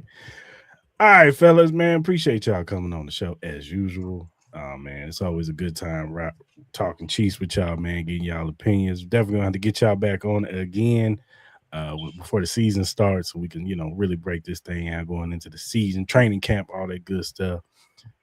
All of us are excited to see Chiefs football get back to winning ways. That's all. I can say we're all on the same page on that, man. We want to see this team win. We have high expectations for this team, so I can understand the gripes and the, some of the stuff, some of the moves that they make. You know what I'm saying? Sometimes it can be head scratchers. There was a lot of head scratchers last year. Like some of the stuff they signed Chris Jones in enough time. Is he still on the team, Clarence? You know what I'm saying, man. Is he still on the team? Oh, K-Joe College. You know what I'm talking about, man. He wanted him to be a priority. He should have been a priority. Go and say what you gonna say, Chris. Yeah, thank you, man. Thank you. 2 more seconds I said myself. He was a priority. You gonna say, Chris? Yeah, okay. All right, priority, man. All right. He was just a priority. You know what the fuck I'm talking about, man. Go ahead. He was just priority the following season. Yeah, go ahead. He got the bag. He was his highest paid. One of the highest paid. Go sit down. You got so much money. You had Dexter Lawrence saying, "I want Chris Jones money." John's like, "Hell no." Sent his ass to Cincy. Hell no, you ain't getting that. Have a good one. Go and eat that nasty ass chili with the noodles and shit in it. Take your ass to Cincinnati. But they ain't got shit but some dry ass chili and noodles, motherfucker. Nah, they throw a pound of cheese on top of that bullshit. Man, just because you pour syrup on shit don't make it pancakes. Man, fuck that chili. Fuck Joe Burrow. Hey, fuck the Bengals. I agree. That's crazy. Man. Well, all right, fellas, man. Appreciate y'all coming on the show, man. Definitely gonna bring y'all back on, man. But y'all be good. All right. Thank you. Appreciate you. They constipated in Cincinnati eating all that cheese on top of that shit. That's good for them. I hope they sweating and they legs fall asleep while they stranded on that toilet. And they ain't got no toilet paper in that motherfucker. No, they make them full of shit. Man, I hope they can't get it out. That's crazy. Goody.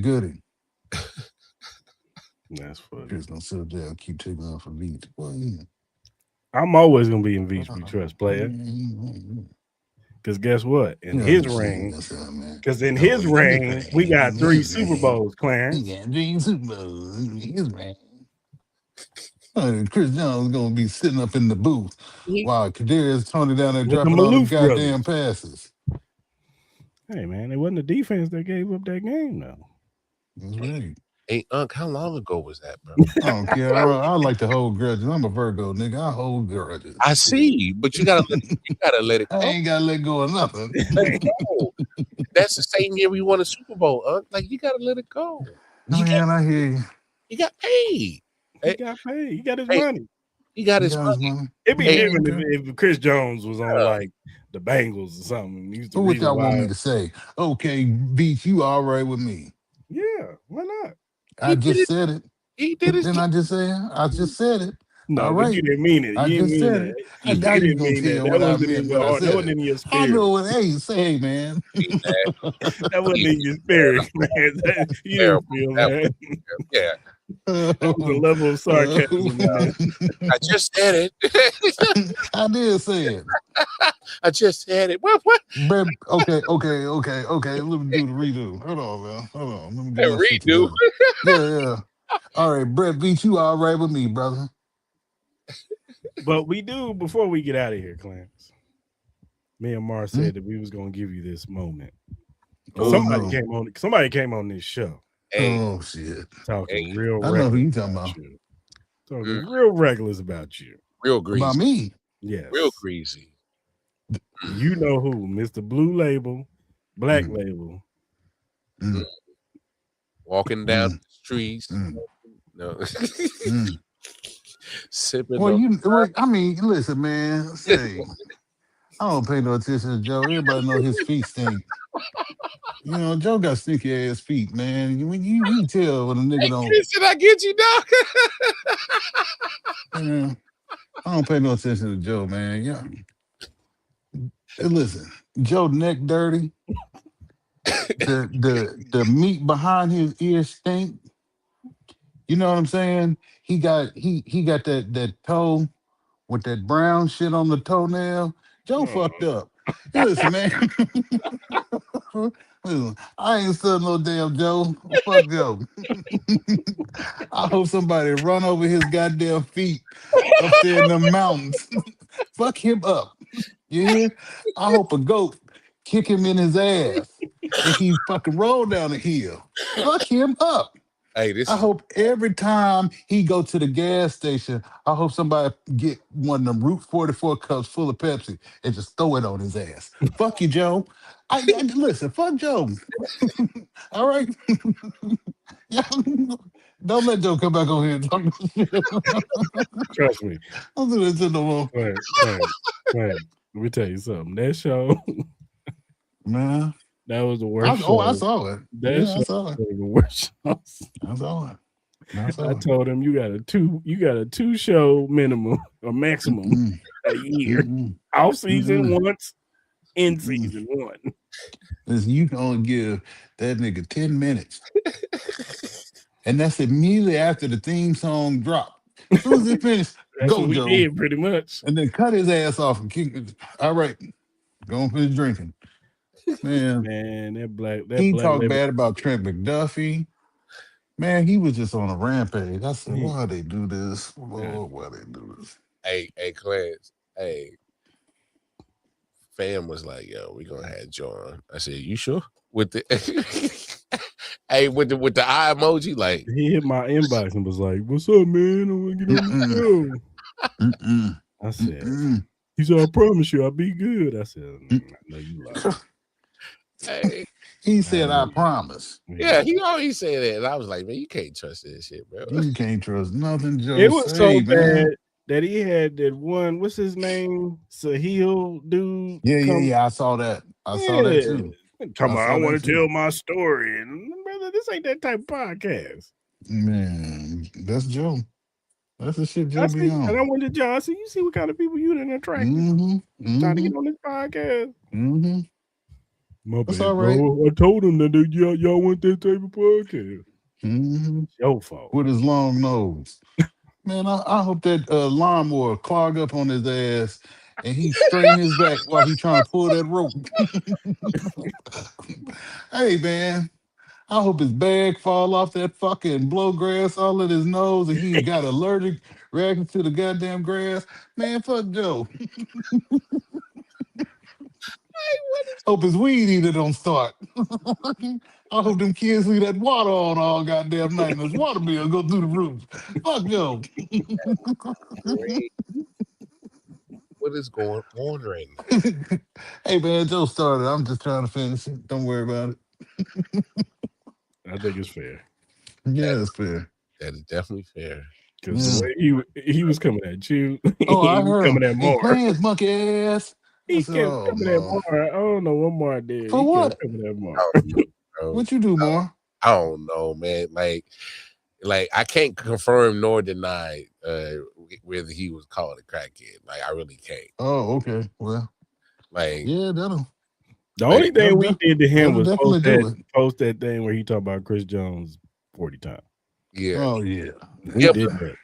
Yeah, but he keeps bringing it up, and it's like, bro, like you do it to yourself. It's like, so, Yeah. like, Yeah. Saying you watched that 40 times, Yeah. several times. That's wild. Yeah, that's highly questionable. Highly questionable. That's wild. When he said Highly that, I was questionable. like, you did what? Wait. Yeah. Yeah. And like it's a badge of honor. Watched Watched it 18 times. I did. What? That's a man, Joe.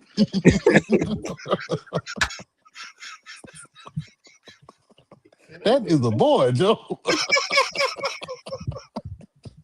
That ain't no Selma Hayek. That's a boy, Joe. And that was Selma. I'm like, hey, seen it 35 times. I know damn Chris Joe, man, I ain't seen it once, dog. That's what he said. I ain't seen it once. I'm just fine. Y'all fucked up, man. See the one. Y'all fucked up, man. And then did you hear the chicken story when George and them came on 5 Count Podcast? Did you hear the chicken story when George came? You know that? No. He said he only eat chicken legs. He don't eat chicken legs. No, he only eats chicken legs. Oh, chicken legs. He damn near cussed the lady out because he didn't have one. He wanted 4. Oh my God. We only got 3 left. 3. I want 4. Oh no. Man, we gotta make better choices as human beings, man. we gotta make better choices. We don't make good choices. Oh man. We don't. What the hell you get mad at the chicken lady folk because she ain't got number 3? You see what I'm saying? Like you got that much goddamn time to sit up there and argue with the chicken lady about how many drumsticks this bitch got back there. You mad at this bitch? You knew I wanted 4. You can't be mad at the chicken lady, man. Drumstick Tuesday, man. Drumstick Tuesday is crazy. I don't know what you want me to do, man. Hey, it ain't my fault, brother. We didn't know you was coming today. This bitch back here knew I was gonna be here. 4:30. He gonna point over the counter. And this bitch back here, man, come on, man, chill out. We gotta make better choices as human beings, boy. We fucked up. We are fucked up. But woo, Joe gonna be mad. I don't care about Joe being mad. Joe be trying to shoot at me all the time on Twitter. I ain't studying Joe. Fuck Joe. You know how I feel. I hope his car ain't got no gas in it. He gotta walk. And I hope one of them Amish motherfuckers roll his ass up in one of them carriages. Fuck you, Joe. I hope you churning butter by the morning, bitch. Now, turn that spoon, motherfucker. Not churning butter.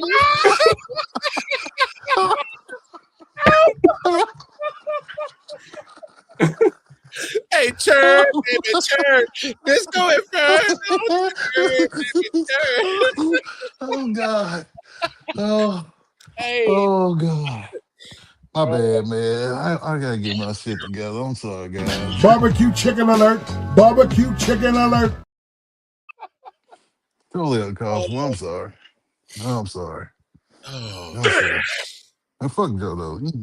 Oh, He's still Joe. I meant that. That's cool. I meant that. Fuck Joe. I hope that nigga get some of them Amish pickles or something. I hope they, man, fuck Joe. Fuck him. That is funny. Oh, that's real. All right, y'all. I think we go ahead and land this plane here. Yeah. Yeah. Bro. Shout out to y'all watching today. My stomach hurt, bro. Go get our Chiefs Kingdom Red Friday shirts. Scan that QR code. You can go to any of our social media platforms and go to the Printify link. It'll pop up to the shop. You'll see the Chiefs Kingdom Red Friday shirts, and you also see our Arrowhead Chief Podcast shirts with the big three on the back: Chris Jones, Patrick Mahomes, and Travis Kelce. So go ahead and get your shirt. $25 plus shipping. Go ahead and support the podcast.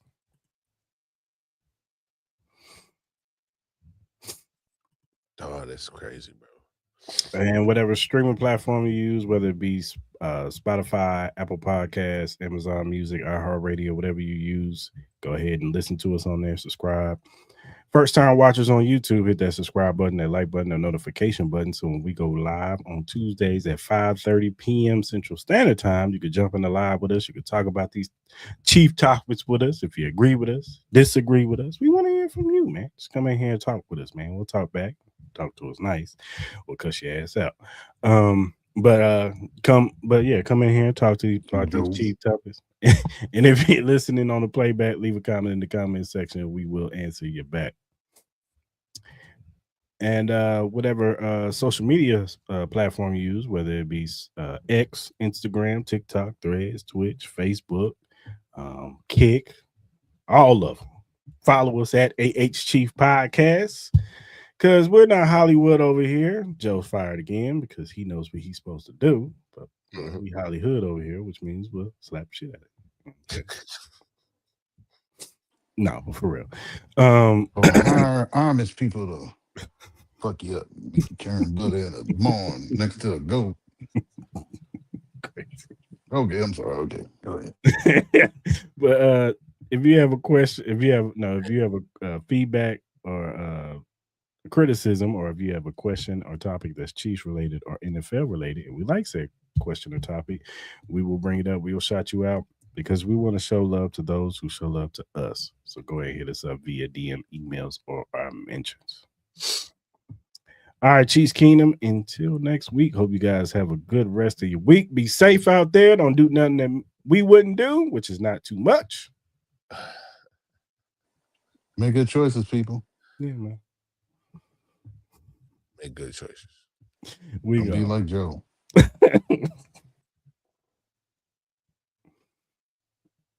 That's wild, bro. Shout out to Joe.